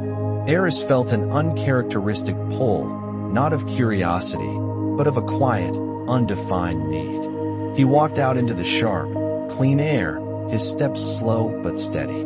Brother Matteo did not look up immediately. He was on his knees, his gnarled, earth-stained hands carefully pulling small weeds from the base of a tomato plant. He worked with the same unhurried, total attention that he brought to eating. Finally, he seemed to sense Eris's presence. He looked up, his eyes, crinkled at the corners by a lifetime of sun and smiling, holding no surprise. The garden is a good teacher, he said, his voice a low rumble. He did not ask Eris what he wanted. What does it teach? Eris asked, the question emerging without his usual intellectual framing. Patience, mostly, Matteo replied, dropping a handful of tiny weeds into a bucket. And the difference between what is useful and what is not. A plant is only a weed if it is growing where you do not want it. The same plant, over there, he gestured with his chin to a patch of wild purslane, is a welcome guest.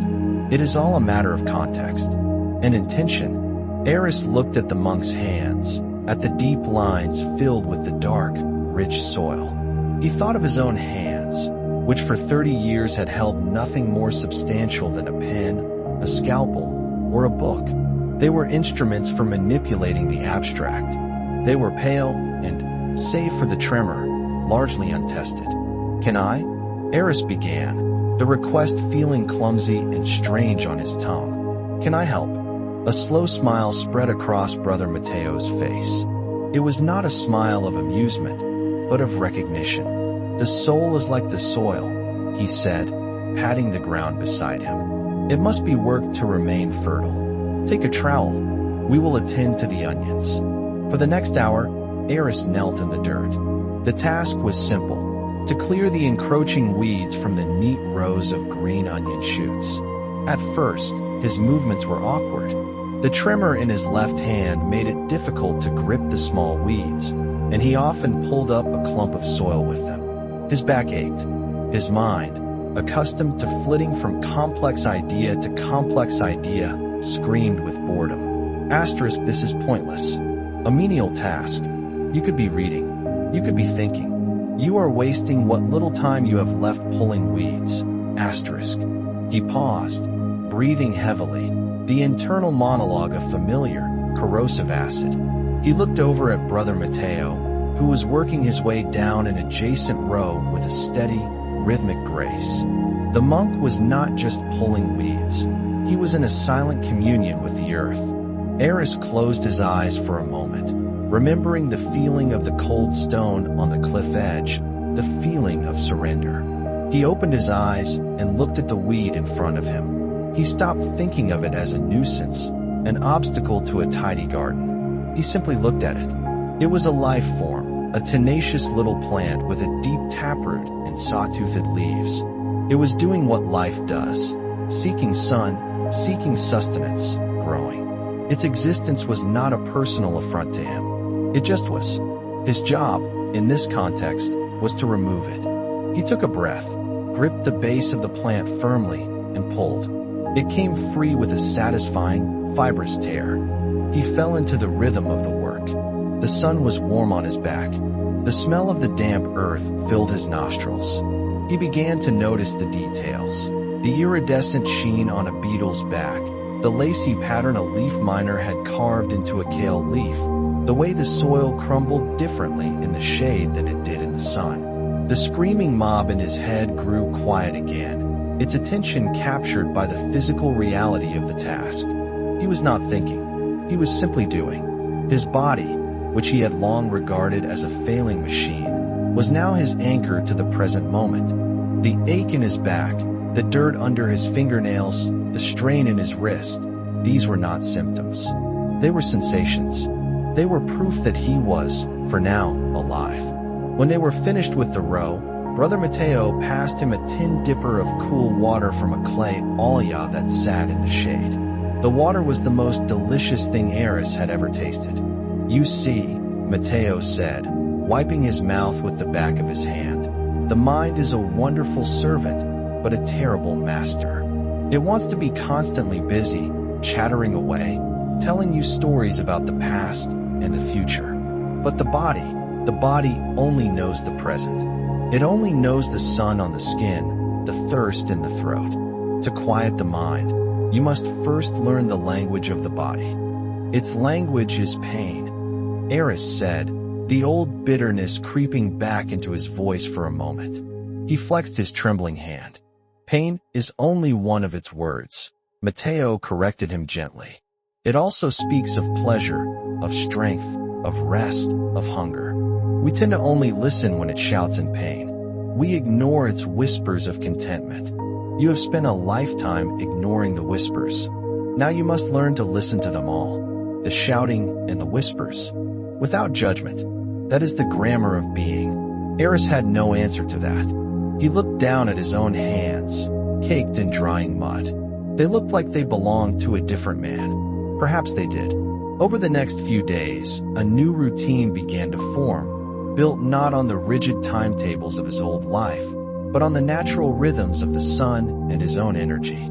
He would wake before dawn and watch the world be born. He would write in his notebook, not theories, but observations. A hawk's shadow is faster than the hawk. Silence is not the absence of sound, but the presence of everything else. He would work in the garden with Brother Matteo for an hour or two in the afternoon, his movements slowly becoming less clumsy, his mind more settled. He ate his meals in the communal hall, and the shared silence no longer felt like a judgment.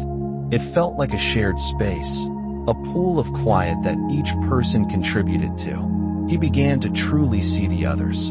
He saw that the serene old woman, whom he learned was called Sister Agnes, had a network of fine white scars on her forearms, the faded maps of some long-ago struggle. He saw that the young man with the haunted eyes, Leo, would sometimes trace the grain of the wooden table with his finger, his gaze 1,000 miles away, lost in a memory Eris could not begin to imagine. He began to feel not kinship, but a sense of shared fragility. They were all broken in their own ways, all shipwrecked on this quiet shore. Their silence was a mark of respect for the immensity of each other's journey. One evening, Eris felt it coming. It began not with the tremor, but with a strange, metallic taste in his mouth, a neurological misfiring that was his personal harbinger. Then came a subtle shift in his vision, a slight shimmering at the periphery, as if the air itself were turning to flawed glass. The old panic, a cold and familiar serpent, uncoiled in his gut. He was sitting at the long table, the evening meal just finished. Alara was beside him. Brother Matteo was at the hearth. He wanted to bolt, to hide himself in the casita before the storm broke. He hated his own fragility, hated the idea of his body betraying him in front of these quiet, watchful people. He stood up abruptly, his chair scraping loudly against the stone floor. The sound was a desecration of the peace. All eyes turned to him. Alara's hand was instantly on his arm. Eris. Her voice was low, calm. He started, but the word dissolved on his tongue. He tried again. The concept he was reaching for, the word for his own room, for their shared space, had vanished. It was a filing cabinet in his mind, and someone had stolen the card. The connection between thought and speech was severed. A wave of pure, white-hot terror washed over him. He was trapped inside his own skull, the pilot of a machine whose controls had just gone dead. His breathing hitched. His left hand began to shake violently, not the familiar tremor, but a convulsive, rhythmic jerking. He could feel the seizure beginning to ripple outward from its epicenter in his brain, a rogue electrical storm about to overwhelm the grid. He squeezed his eyes shut. This is it.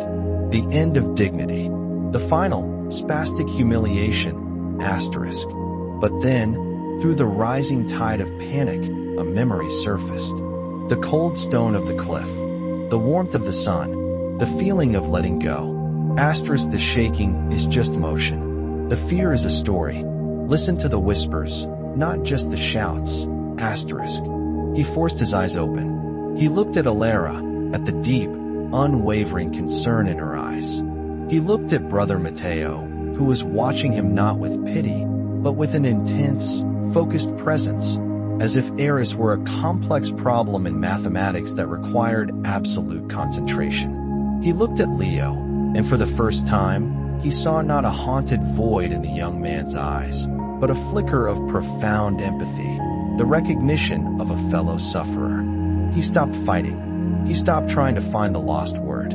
He stopped trying to still his shaking hand. He simply stood there and allowed the storm to happen. He focused on his breath, the one thing he could still control. In, out. He felt the solid floor beneath his feet. He felt Alara's firm, warm hand on his arm. He detached a part of his consciousness, the part he now thought of as the naturalist, and he observed. Focal aware seizure. Onset in parietal lobe, spreading to motor cortex. Aphasia. Uncontrolled myoclonic jerks in left upper limb. Subjective experience. Extreme terror, followed by a willed state of observation. The body is a fascinating and unpredictable mechanism. By framing it, by observing it instead of being consumed by it, he robbed it of its ultimate power. The terror was still there, a shrieking animal in a cage, but he was no longer inside the cage with it. He was the zookeeper, watching it rage. The convulsion in his hand peaked, and then, slowly, began to subside. The shimmering in his vision cleared.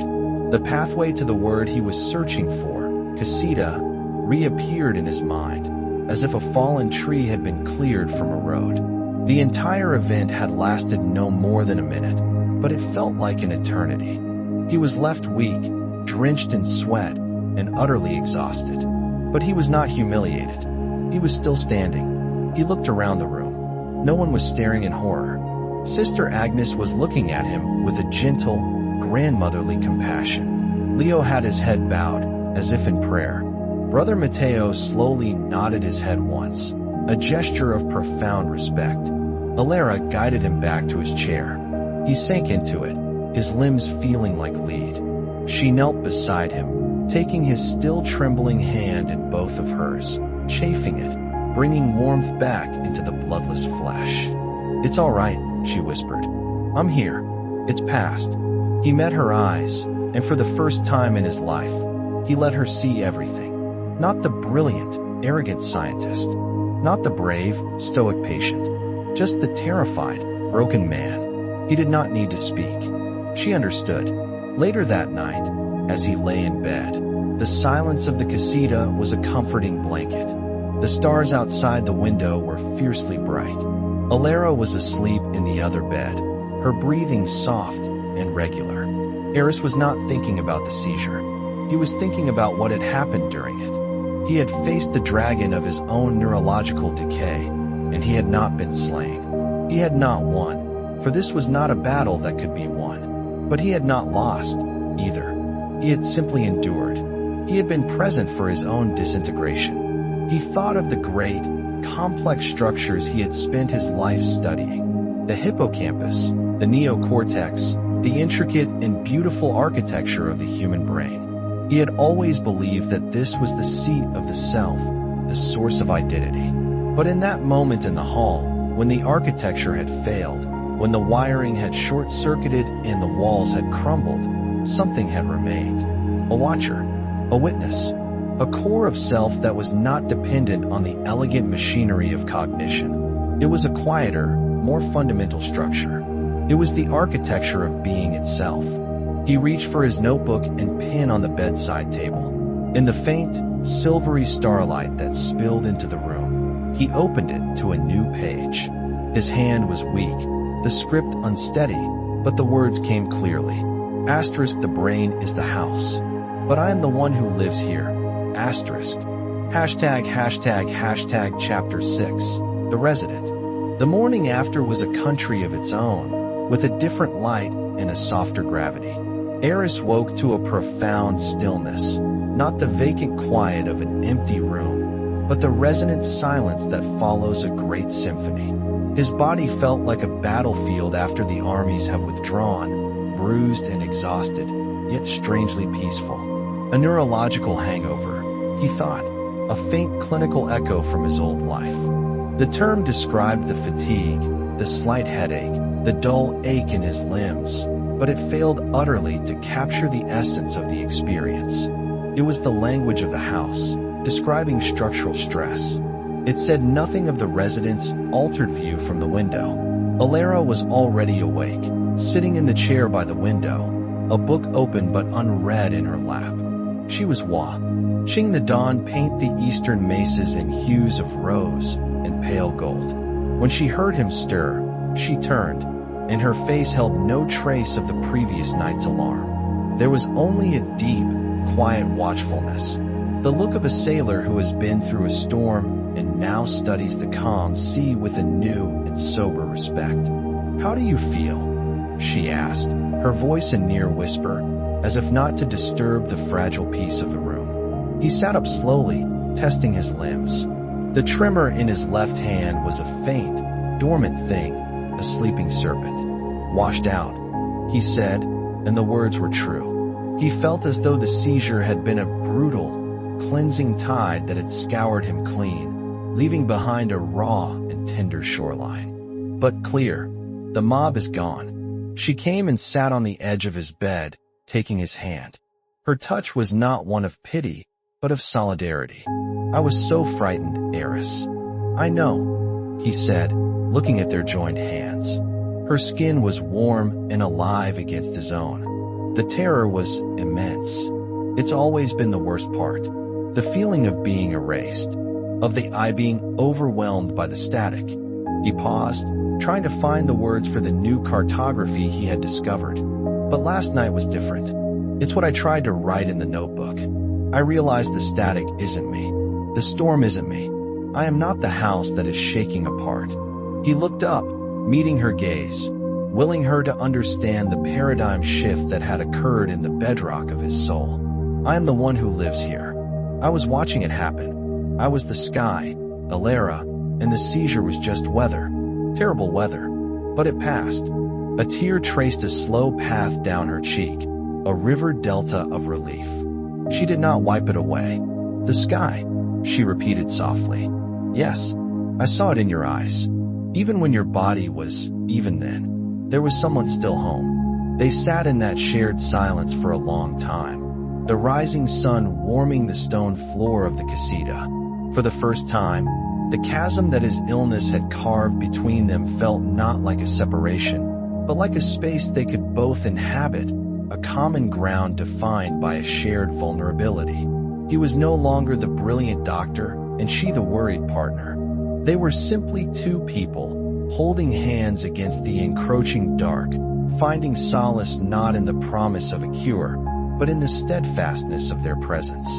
Walking into the communal hall for the morning meal felt like returning to a city after it has been bombed. He expected rubble, averted gazes, whispers.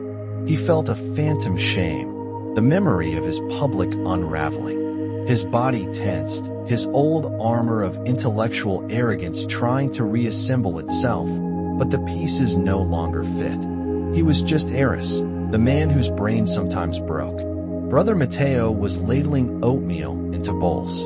He looked up as Eris entered and gave him the same quiet, steady smile he gave everyone. Sister Agnes, arranging wildflowers in a clay jar on the long table, met his eyes and her own filled with a gentle warmth, a silent inquiry into his well-being that demanded no answer. There was no pity in their gazes. There was only acceptance.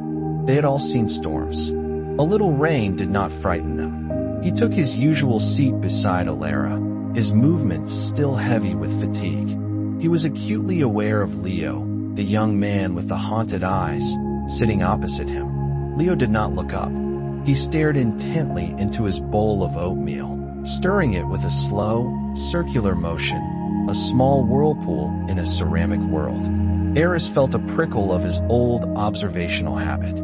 Asterisk post-traumatic stress, avoidant behavior, disassociation, asterisk the labels came easily, ghosts of a dead language. Then, Leo's hand, the one not holding the spoon, pushed the small bowl of dried currants and pumpkin seeds across the table until it was in front of Eris. It was a small, almost imperceptible gesture. Leo still did not look up, his gaze fixed on his oatmeal. But the gesture was an entire conversation. It said, asterisk I see you. I know that place. Here is something to make the journey sweeter. Asterisk. Eris took a spoonful of the seeds and sprinkled them on his own oatmeal. Thank you, Leo, he said, his voice quiet. Leo gave a short, sharp nod, his eyes never leaving his bowl. And in that moment, Eris understood. The silence in this place was not an empty thing. It was a language. The gesture of a hand, the sharing of food, the slight inclination of a head. These were its words, its syntax, its grammar. It was a language spoken by those who knew that the most important things could never be adequately expressed by the clumsy architecture of speech. They were all fluent in the grammar of silence, the vernacular of shared suffering. He was just beginning to learn the dialect. Later that morning, he found Brother Matteo not in the main garden, but behind the workshops, standing over a series of large wooden bins. A rich, dark, earthy smell hung in the air, the smell of decay and creation entwined. The compost, Matteo said, anticipating Eris's question without needing it to be asked. He gestured with the pitchfork in his hand. The heart of the garden. Eris looked into the nearest bin. It was a layered mass of kitchen scraps, withered plants, straw, and what looked like manure. It was, by all accounts, a pile of refuse, of death. Everything that is no longer useful, everything that has died, we bring here," Matteo explained. He plunged the pitchfork deep into the pile and turned a large section over. A plume of steam rose from the newly exposed depths. The center of the pile was dark, almost black, and teeming with unseen life. The eggshells, the coffee grounds, the wilted lettuce, the plants that have finished their season. We layer it. We give it air and water, and we wait. The heat builds. The worms and the microbes, they do their sacred work. They take all this death, all this waste, and they turn it into the richest soil you have ever seen. This is what will feed next season's tomatoes. Life from death. There is no other way. Eris stared into the steaming heart of the compost heap. He thought of the elegant, sterile laboratories he had worked in, where every variable was controlled and every contaminant eliminated. He had spent his life studying life by dissecting it, isolating it, putting it under glass. He had never considered that the most profound life comes from the messy, chaotic, collaborative process of decay. "We are all compost in God's garden, Eris," Matteo said, his voice low and serious. He rested his hands on the handle of the pitchfork, his knuckles stained with soil. "We accumulate experiences, wounds, failures, losses. We carry our own dying parts within us. The temptation is to hide it all, to pretend we are not slowly breaking down. But the secret is to tend to the pile, to turn it over, to expose it to the air and the light, to let the alchemy of grace do its work. Your illness, the parts of your mind that are failing, they are not just waste. They are becoming something else. They are breaking down to create a new kind of soil, a new ground for a different kind of life to grow." Eris felt the truth of the monk's words resonate in the deepest chamber of his being. The seizure, his aphasia, his tremor. He had seen them as aberrations, as failures of the machine. But here was a different perspective. They were part of a process. The brilliant, arrogant neuroscientist was being composted. The heat of the illness was breaking down the tough, fibrous structures of his ego, his intellect, his certainties. And what was emerging from that decay was this new consciousness, this quiet naturalist, this humble resident. He was the fertile soil being created from his own ruin. What grows in that new soil? Eris asked, the question less intellectual than existential. Matteo smiled, a slow, deep smile that seemed to rise from the earth itself. "Ah," he said, "that is the great mystery. You must be patient. You plant the seeds of attention, of compassion, and you watch to see what grows." The monastery had a small library, housed in a long, narrow room with a high ceiling and a single, arched window that looked out onto the stark beauty of the canyons. Eris had avoided it. It represented the world he had left behind, the world of accumulated knowledge, of words built upon words, a Tower of Babel that he now knew could not reach heaven. But after his conversation with Matteo, he felt a pull, not to return to his old life, but to visit its ghost. The room smelled of old paper, leather, and dry dust, a scent he had once found more intoxicating than any perfume. The shelves were filled with an eclectic mix of theology, philosophy, desert botany, and poetry. He ran his hand along the spines, the muscle memory of a lifetime scholar stirring in his fingers. And then he saw it, on a shelf dedicated to modern science, a book donated by a past visitor. The Cartesian Ghost, a neuroanatomy of consciousness by Dr. Eris Thorne. He pulled the book from the shelf. It felt heavy, substantial. He had been proud of this book. It was the culmination of a decade of research, a dense, intricate argument that sought to explain the entirety of human self-awareness through the electrochemical processes of the brain. It was hailed as a masterpiece of materialist neuroscience. He opened it to a random page and began to read. The prose was elegant, the logic impeccable. The man who had written these words was brilliant, his mind a finely honed scalpel, dissecting the machinery of thought with breathtaking precision. Eris felt a distant, cool admiration for that man, as one might admire a photograph of a remote and accomplished ancestor. but he felt no connection to him. He read a passage he had once been particularly proud of. Asterisk, the self, that persistent illusion, is not a singular entity, but a dynamic consensus, a story told by a committee of competing neural networks.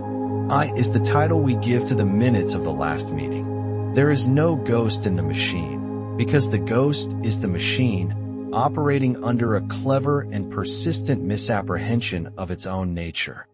Asterisk. He closed the book softly. The man who wrote that had been so certain, so clever. He had stood outside the house, drawing up the most detailed blueprints imaginable. He had mapped every wire, every pipe, every joist and beam. He had proven, with flawless logic, that the house was empty. But he had never thought to knock on the door. He had never considered that someone was actually living inside. The resident, the quiet witness who had watched the seizure unfold, was not a consensus of neural networks. The sky was not a story told by the weather. He took the pen from his pocket, the one he always carried. It felt strange to commit an act of minor vandalism, yet also deeply necessary. In the margin next to the passage he had just read, he wrote in his small, precise script, a message across time to his former self. Asterisk, you mapped the cage beautifully, but you never asked about the bird. Asterisk. He placed the book back on the shelf, a weight lifting from him as he did so. He was not repudiating his life's work. He was amending it, adding a footnote from a place of deeper knowledge. The house was magnificent. The blueprints were a work of genius. But the entire project had missed the point. The point was not the architecture. The point was the life lived within it. Back in the casita, he sat with his notebook. The old work was done. The new work was beginning. His observations of ants and shadows and the movement of light had been the first lessons in the new science. They had taught him how to see. Now, he felt a pull to change what he was seeing. He had turned his observational lens inward, to the flora and fauna of his own consciousness. Then he had looked outward, to the non-human world. Now, he felt compelled to turn that same lens, with its newfound patience and lack of judgment, toward the other residents of this quiet sanctuary. He opened to a fresh page and wrote at the top, field notes from the archipelago of being. He thought of them all as islands, entire worlds unto themselves, connected by the invisible ocean of shared space and silence. He began with Sister Agnes. Asterisk subject, Agnes. Approximately 80 years of age. Physical markers, hands gnarled with arthritis, yet move with an economy of grace when arranging flowers or folding linen. A network of fine, silvery scars covers both forearms, suggesting a history of profound struggle long since integrated into her being. Her silence is not empty, it is generative. It is the silence of a deep, still well. When she looks at you, she is not merely seeing a physical form, she is witnessing. Her presence is a form of quiet, unconditional welcome. The architecture of her being seems constructed from forgiveness. Asterisk. He paused, reading what he had written. It was not science. It was not poetry. It was something in between. It was an attempt to map a different kind of anatomy, the anatomy of a soul. He turned the page and began to write about Leo. Asterisk subject, Leo. Age indeterminate. Somewhere between 25 and 40. The body is young, but the eyes are ancient. Physical markers, constant, low-level hypervigilance. He moves with the coiled stillness of a predator, or of prey. He seems to exist in two temporal planes simultaneously, the present moment of the dining hall, and a traumatic past that is perpetually replaying itself behind his eyes. His silence is a defensive wall, but it is not impenetrable. Today he pushed a bowl of seeds across the table. It was not a social gesture. It was a signal flare fired from his island to mine, acknowledging a shared geography of pain. The architecture of his being is a fortress, but the man inside occasionally sends out a messenger dove. Asterisk. He wrote for hours. He wrote about Brother Mateo, whose being was like an old tree, rooted deeply in the earth, his spirituality a thin G of soil and seasons, not abstract theology. He wrote about Alara, whose presence was like water, flowing around obstacles, finding its level, a constant, life-giving force. He was no longer diagnosing them. He was not trying to fix them or even to understand them in the old, analytical way.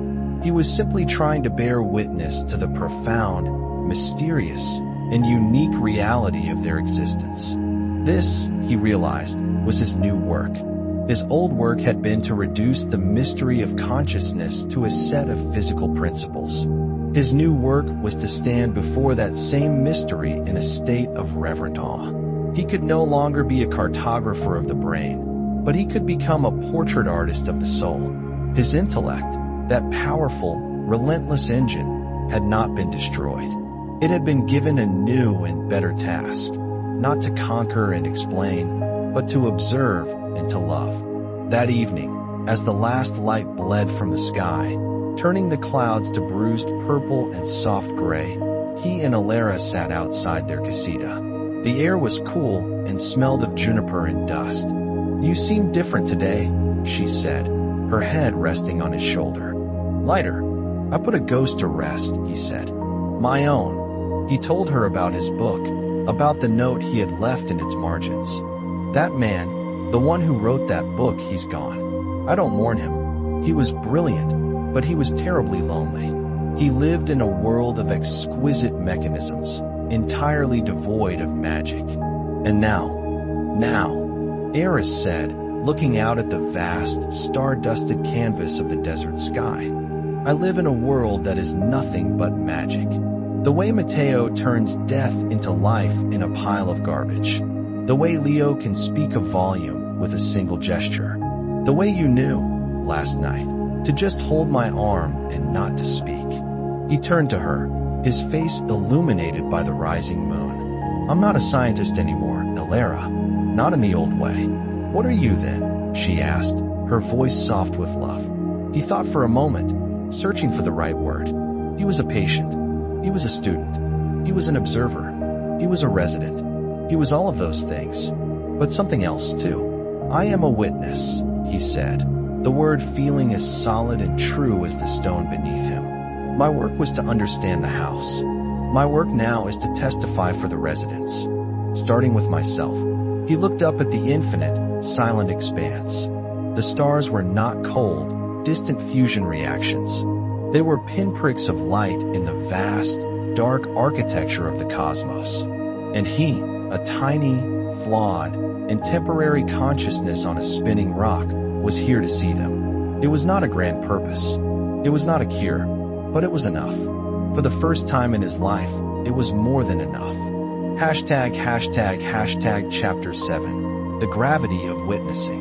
The days that followed Eris's quiet declaration settled into a new rhythm, a tempo dictated not by the clock, but by the slow pilgrimage of the sun across the vast, cerulean sky. His new work, this discipline of witnessing, was harder than any scientific research he had ever undertaken. The old work had required a piercing intellect, a relentless drive to dissect and classify. This new work required a quality he had long disdained, a profound and patient humility. It demanded that he put down his intellectual scalpel and simply sit with the world as it was, in all its unanalyzable mystery. His notebook, Field Notes from the Archipelago of Being, became his laboratory. He spent the cool mornings sitting on the stone bench overlooking the vegetable gardens, not merely looking, but seeing. He observed the way Sister Agnes moved among the burgeoning squash plants, her gnarled hands a part of the earth itself, her posture a prayer of tending. He watched the subtle, constant war between the ants and the aphids on a single rose bush, a miniature Iliad playing out on a stage of leaf and thorn. He was learning to read the text of the world, a scripture written in pollen, shadow, and the slow, inexorable turning of a sunflower's head.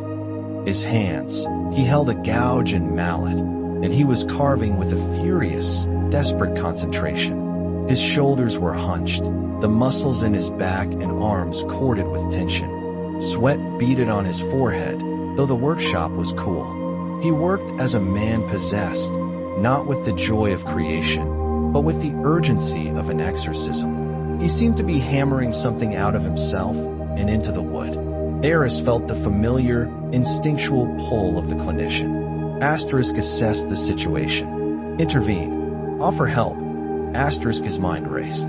Asterisk this is a coping mechanism, a way of processing trauma through physical exertion. But the intensity is concerning. Is it therapeutic, or is it a form of self-flagellation? Asterisk. Then, the witness spoke, a quieter voice from a deeper place. Asterisk stay. Be still. Your presence is the only tool you have. Do not offer help. Offer space. Asterisk. Eris found an old stool in a dusty corner, far enough away not to intrude, but close enough to be present in the room. He sat down and simply watched. He did not pretend to be busy. He did not pick up a piece of wood or a tool. He made his purpose clear. He was there to sit, to be a quiet, motionless anchor in the turbulent sea of Leo's work. For the first hour, Leo gave no sign that he was aware of Eris's presence. The sharp thwack of the mallet against the gouge was the only sound, a percussive, angry heartbeat. Wood chips flew, littering the floor around him like pale, fragrant snow. Eris watched the shape emerging from the block of wood.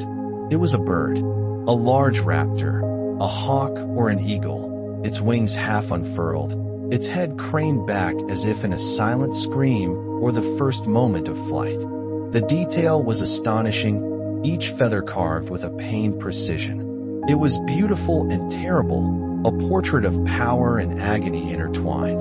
The bird in the cage, Eris thought, a chill running through him. He was looking at a self-portrait carved in juniper. After another hour, the furious pace of the carving began to slow. The loud thwacks gave way to a finer, more controlled tapping, then to the soft, abrasive shush of a rasp, then sandpaper. The frenzy was subsiding, replaced by a deep, weary focus. Leo's shoulders, which had been up around his ears, began to drop. The ferocious tension in his body seemed to seep out of him and into the wood, which now held it for him. He finally stopped.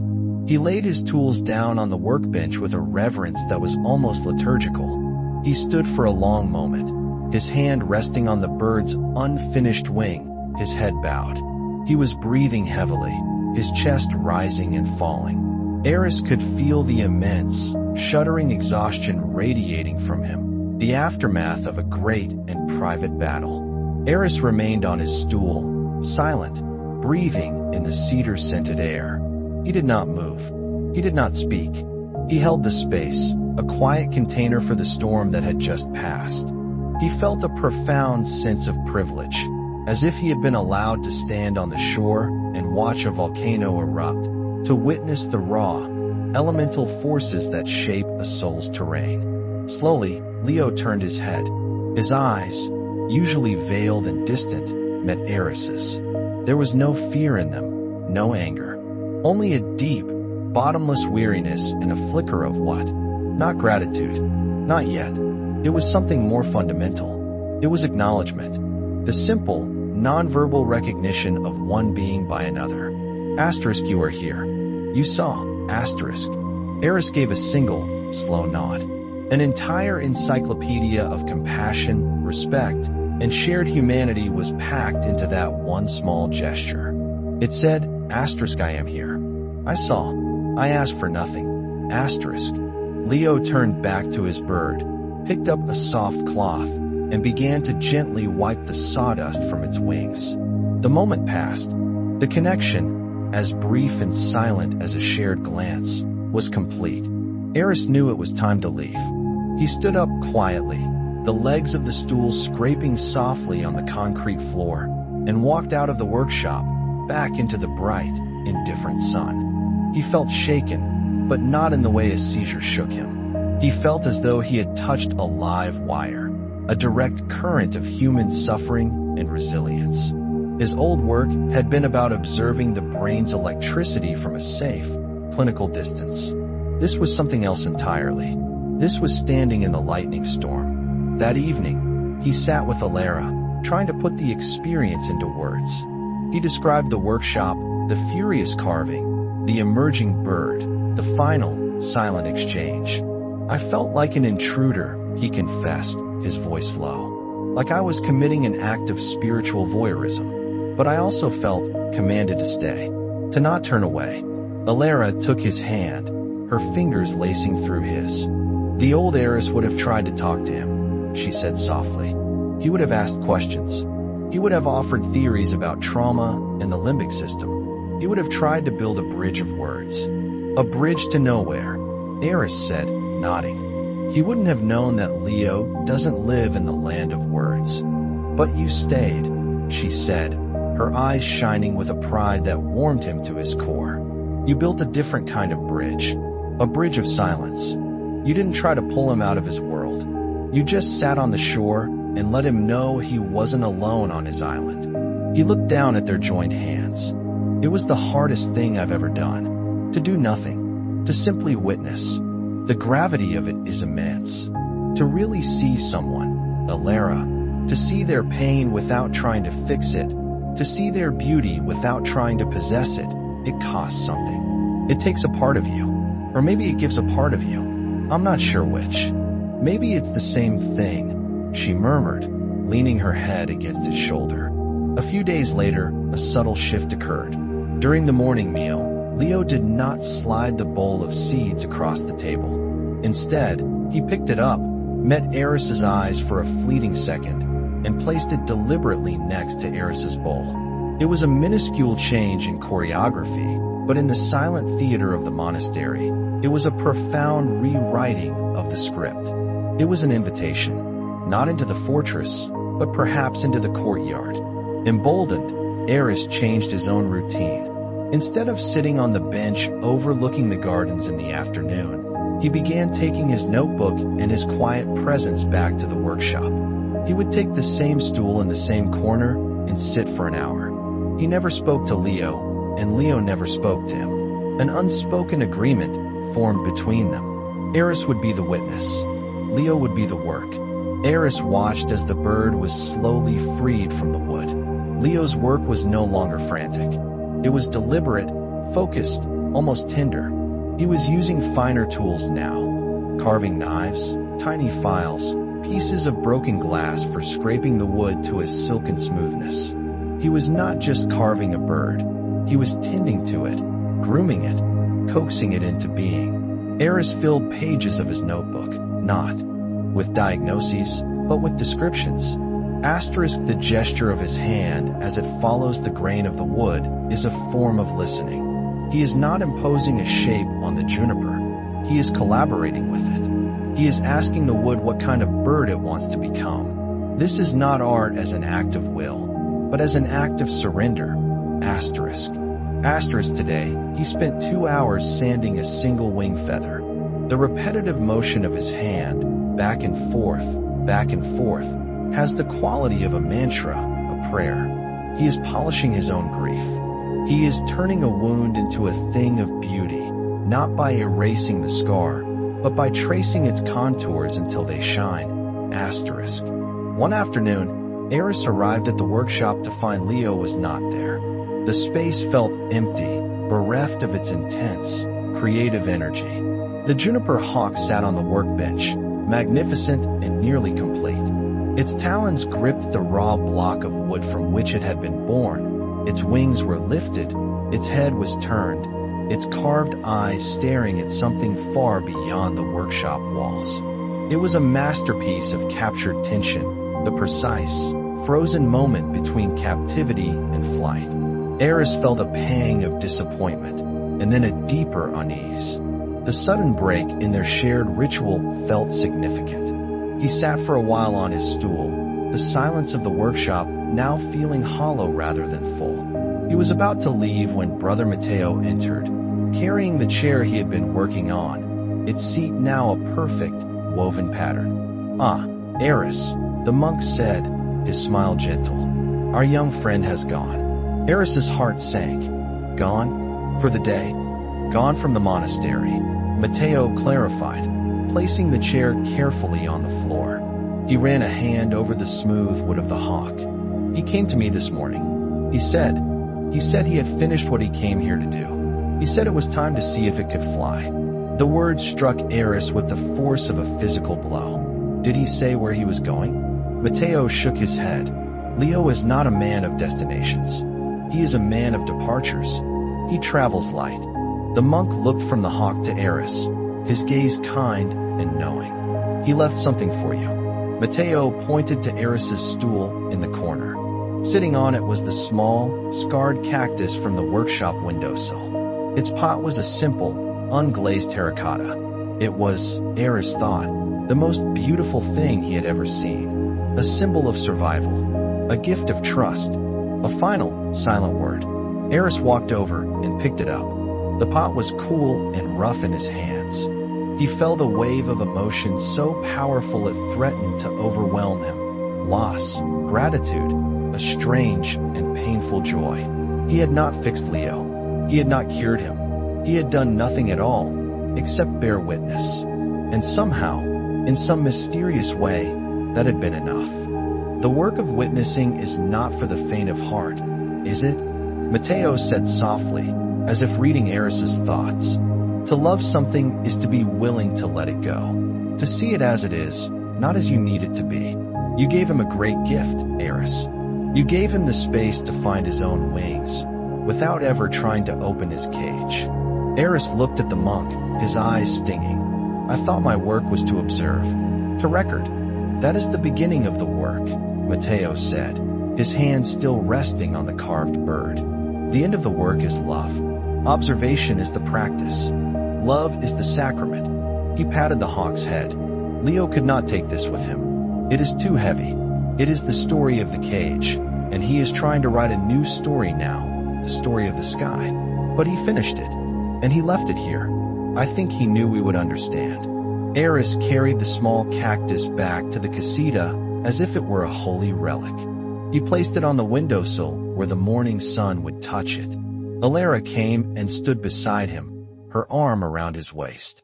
She looked at the cactus, then at his face, and she understood everything without him needing to say a word. "The archipelago has one less island," Eris said, his voice thick. "No," Alara said, her head resting on his shoulder. "An island learned how to be a bird, and he left you a map." Eris looked at the humble, spiny plant. It was not a map. It was something better. It was a living reminder of his new vocation. It was not his job to heal the world's wounds, but to offer a quiet, steady, and loving presence to the wounded. It was not his job to chart the islands, but to be a lighthouse, shining a beam of simple, unwavering attention into the darkness, letting the ships find their own way home. He reached for his notebook, but stopped. Some things did not need to be recorded. They needed to be lived. He placed his hand over Alara's, and together they stood in silence, watching the light change on the mesas, witnesses to the slow, sacred, and unending work of the world. Chapter 8, The Sea of Being. The summer that followed Leo's departure was a long, slow exhalation. The fierce, dry heat of the New Mexico sun settled over the monastery, baking the adobe walls to a warm terracotta and drawing the scent of pinyon and sage from the surrounding mesas.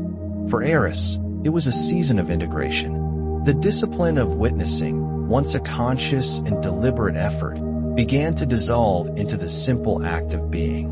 It was no longer a practice he performed, but the very texture of his days. His mornings were still spent on the stone bench, but his notebook, field notes from the archipelago of being, remained closed more often than not. He had learned the language of this place well enough that he no longer needed to translate it. He could feel the thrum of the monastery's life without needing to name its parts. The quiet devotion of Brother Matteo in the workshop, the patient wisdom of Sister Agnes among her vegetables, the communal silence in the dining hall. These were no longer phenomena to be observed, but currents in a river in which he, too, was flowing. Leo's cactus sat on the windowsill of the casita, a small, spiny sentinel. Eris tended to it with a quiet ritualism that mirrored the care Leo himself had shown. He would measure the water with a scientific pipette, a vestige of his old life now repurposed for this new, sacred task. He saw in its stoic, scarred flesh a constant sermon on resilience. It did not strive or complain. It simply was, turning the harsh sunlight and scant water into the slow, determined miracle of its own existence. It was a living piece of Leo, a testament to the boy who had learned to survive in the desert of his own heart. His own body continued its slow, inexorable journey of decay. The tremor in his hand was a constant companion, a faint, seismic shudder that reminded him the ground beneath his feet was not as solid as it seemed. His aphasia would sometimes descend like a fog, stealing words from his tongue and leaving him gesturing in the vast, open space of what could not be said. In the past, these moments had been pits of frustration and terror. Now, they were something else. They were invitations into silence. When words failed him, he found himself relying on a deeper, more ancient form of communication with Alara, a touch of the hand, a shared look, the inclination of his head. These became their primary language, a grammar of pure presence that was more eloquent than any sentence he could have constructed. "You're becoming the quietest man I've ever known," Alara said one evening, as they sat outside their casita watching a colony of bats swirl out from a fissure in the cliffs, a ribbon of black silk thrown against the bruised purple sky. Eris smiled, a slow, creaking gesture. He reached for her hand and squeezed it once. "I am here." Then he pointed to the sky, to the bats, to the first star pricking the twilight. "And so is all of this." Alara understood completely. "It's beautiful," she whispered, leaning her head on his shoulder. Their silence was not an absence of words, but a fullness, a shared space that held the bats, the star, and their own two hearts beating in the vast, quiet expanse. His notebook entries from that summer were sparse, fragmented. The long, analytical paragraphs were gone, replaced by single lines, haiku-like observations that were less about dissecting the world and more about tasting it. July 12th. The way the hummingbird's wings are not a blur, but a stillness. * July 28th. A storm cloud over the mesa. The scent of rain on dry earth is the memory of life. * August 9th. The tremor in my hand matches the rhythm of the cicada's song. He was no longer charting the archipelago. He was learning the currents of the sea that surrounded it, the great, mysterious ocean of being from which all the islands of self arose, and to which they would all, eventually, return. He was learning to float. ****. Autumn arrived as it always did in the high desert, not with a gentle slide, but with a sudden, crisp snap in the air. The fierce sun relented, its light turning a paler, more precious gold.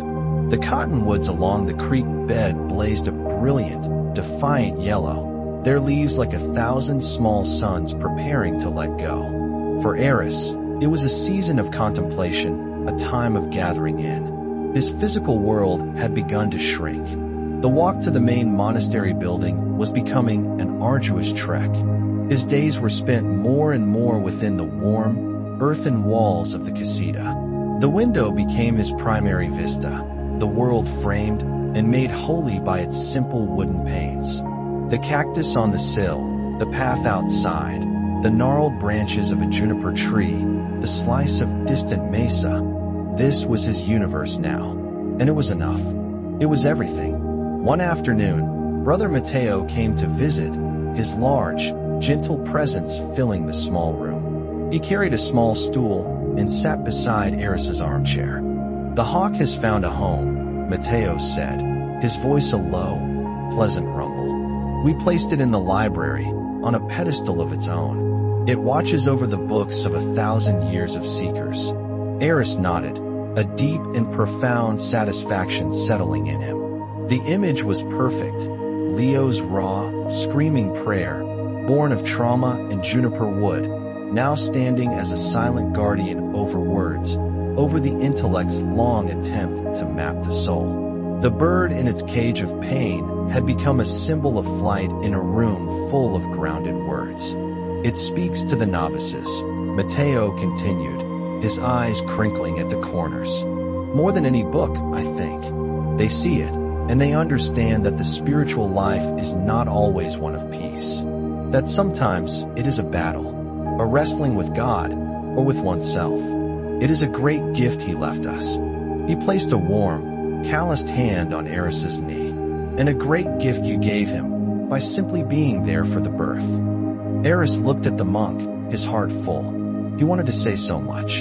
He wanted to talk about the gravity of witnessing, about the sacredness of shared silence, about how this place and its people had dismantled him and put him back together as something new. But the words were a tangled knot in his mind. He simply raised his trembling hand and placed it over Matteo's. It was enough. The monk understood. After Matteo left, Eris gestured to Alara. It was time. Together, they began the work of organizing his field notes. It was not the act of a scientist preparing his research for publication. It was the act of a man curating the final museum of his life.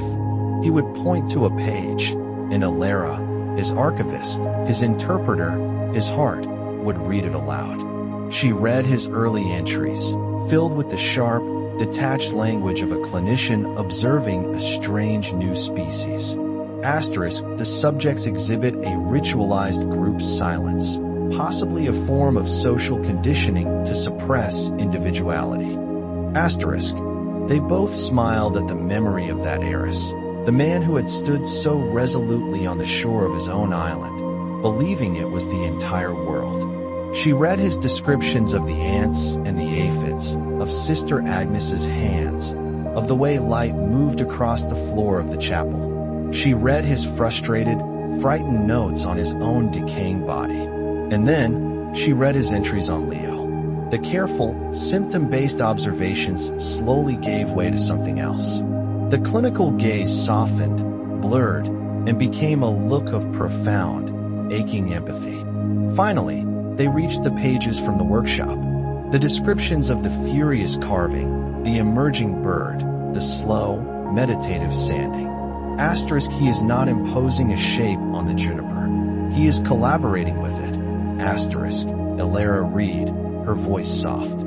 Asterisk, he is asking the wood what kind of bird it wants to become. This is not art as an act of will, but as an act of surrender. Asterisk. She looked up at him, her eyes shining with tears. Oh, Eris, you weren't writing about him, were you? Not entirely. He met her gaze, and in his eyes, she saw the whole of his journey. He, too, had surrendered. He had stopped trying to impose the shape of his will on the uncarved block of his life and his illness. He had started listening, collaborating with the grain of his own being, asking what it wanted to become. The notebook was not a record of his observations of the world. It was the record of the world's effect on him. It was his own self-portrait, carved not in juniper, but in ink and wonder and, finally, in love. He had arrived at the monastery to study the archipelago, and in the end, he had discovered he was one of the islands. And that discovery had saved him, not from death, but for life. He took the pen from Alara. His hand shook violently, the pen a clumsy, unwieldy tool. But with a concentration as fierce and focused as any Leo had shown, he wrote a final entry on the last clean page of the notebook. It was not a sentence. It was a dedication. Just 2 words. For Alara. He closed the book and pushed it gently across the table to her. His work was done. Asterisk, asterisk, asterisk. Winter came, laying a soft, white blanket of silence over the world. The mesas were dusted with snow, their rugged contours soft, net into a kind of grace. The sky was a high, brilliant blue, the air so cold and clean it felt like a sacrament to breathe it. Eris's world had shrunk to the size of his bed. His body was a country in its final throes of rebellion, its systems shutting down one by one. He could no longer speak. He could barely move. The tremor was gone, replaced by a profound and heavy stillness. He was an island slowly, quietly, sinking back into the sea. But his eyes were clear. His mind, the brilliant, complex organ he had both cherished and been imprisoned by, was now a perfect, placid lake. The storms of analysis and diagnosis were over. There was only the sky reflected on the water. There was only what was. Alara was a constant, warm presence beside him. She read to him, not from scientific journals, but from Rilke and Mary Oliver. She played him music, the soaring, wordless language of Bach's cello suites. She would dip a cloth in cool water and moisten his lips. She held his hand for hours, her presence a silent, unwavering anchor. She did not weep or rail against the inevitable. She had learned the discipline of witnessing alongside him. She was bearing witness to him now, in this final, sacred passage. Her love was not a frantic effort to hold him back from the precipice. It was a quiet, steady light, illuminating his path forward. It said, "I am here. I see you. You are not alone. Go in peace." His final days were not a struggle. They were a deep and profound listening. He listened to the sound of Alara's breathing beside him, the in and out rhythm that had been the background music to his life for so long. He watched the way the winter light moved across the far wall, a slow, silent clock marking a time that was no longer measured in hours. He felt the light pressure of the blanket on his body, the last sensation of the physical world. And then, he began the final act of witnessing. He turned his attention inward, not with the scalpel of the neurologist, but with the open, receptive gaze of the mystic. He observed the slow fading of the world. The sounds of the room grew distant, as if from the other side of a valley. The light, that beautiful, sharp winter light, began to soften at the edges, its colors dissolving into a gentle, luminous gray. The sensation of the blanket, of his own body, became a faint, remote echo. There was no fear. The ego, the fiercely defended island of Eris, was crumbling, its shores eroding, and he felt not terror, but a vast, expansive relief.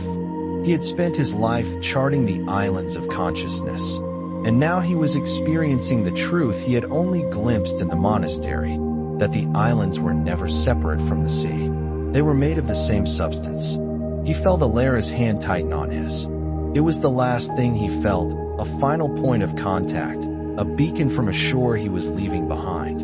He turned the last of his awareness toward it, a final, silent act of love and gratitude. Alara. And then, the island was gone. There was only the sea. Vast, silent, and whole. Spring came again. The snow melted, feeding the small creek, and the first green shoots of new life pushed their way through the damp, dark earth. The sky was full of impossible light. Alara sat in the armchair in the casita, Eris's notebook resting in her lap. The room was filled with the scent of the warming earth coming through the open window. It was quiet, but it was not an empty quiet. It was a silence rich with memory and presence, a silence that held the shape of the man who was no longer there. On the windowsill, in the bright morning sun, Leo's cactus was in bloom. From its scarred and spiny body, it had produced a single, exquisite flower, a star of pale, translucent pink, so delicate it seemed to be made of light itself. A miracle of resilience. A promise kept. She ran her hand over the worn cover of the notebook. His legacy was not a cure for a disease or a groundbreaking theory of the mind. His legacy was this book. It was the hawk in the library. It was the quiet strength he had given a lost young man. It was the love he had left in her own heart, a love that had learned to see the world with his new eyes. She opened the notebook to the first page, to his confident, clinical scrawl from so long ago. Then she flipped to the end, to the last two words he had written in his trembling hand. For Alara, she smiled, a tear tracing a slow path down her cheek. She was not an island of grief in a sea of loss. She was part of the sea, too. He had taught her that. He had taught her that love is not about holding on. It's about witnessing. It's about seeing another being so completely that you are willing to let them go, back into the great, mysterious whole. He had left her a map, after all. Not a map of the islands, but a map of the sea. She closed the notebook and looked out the window, at the mesas and the sky and the light. The work of the world was continuing, slow, sacred, and unending, and she was here to witness it. Thank you for listening to the story of Dr. Eris Thorne. His journey reminds us that the greatest miracles are not always a healing of the body, but a transformation of the soul. He did not receive a cure, but through surrender, he was granted the profound gift of peace, a testament to the fact that even in our final chapters, a new and beautiful life can begin. If this story moved you, please subscribe to our channel, Prayer Miracles, for more incredible accounts of how faith works in the quietest and most unexpected ways. Like this video, and share it with someone who may need to hear that there is a grace to be found, even within the surrender. Until next time, may you find peace in the silence.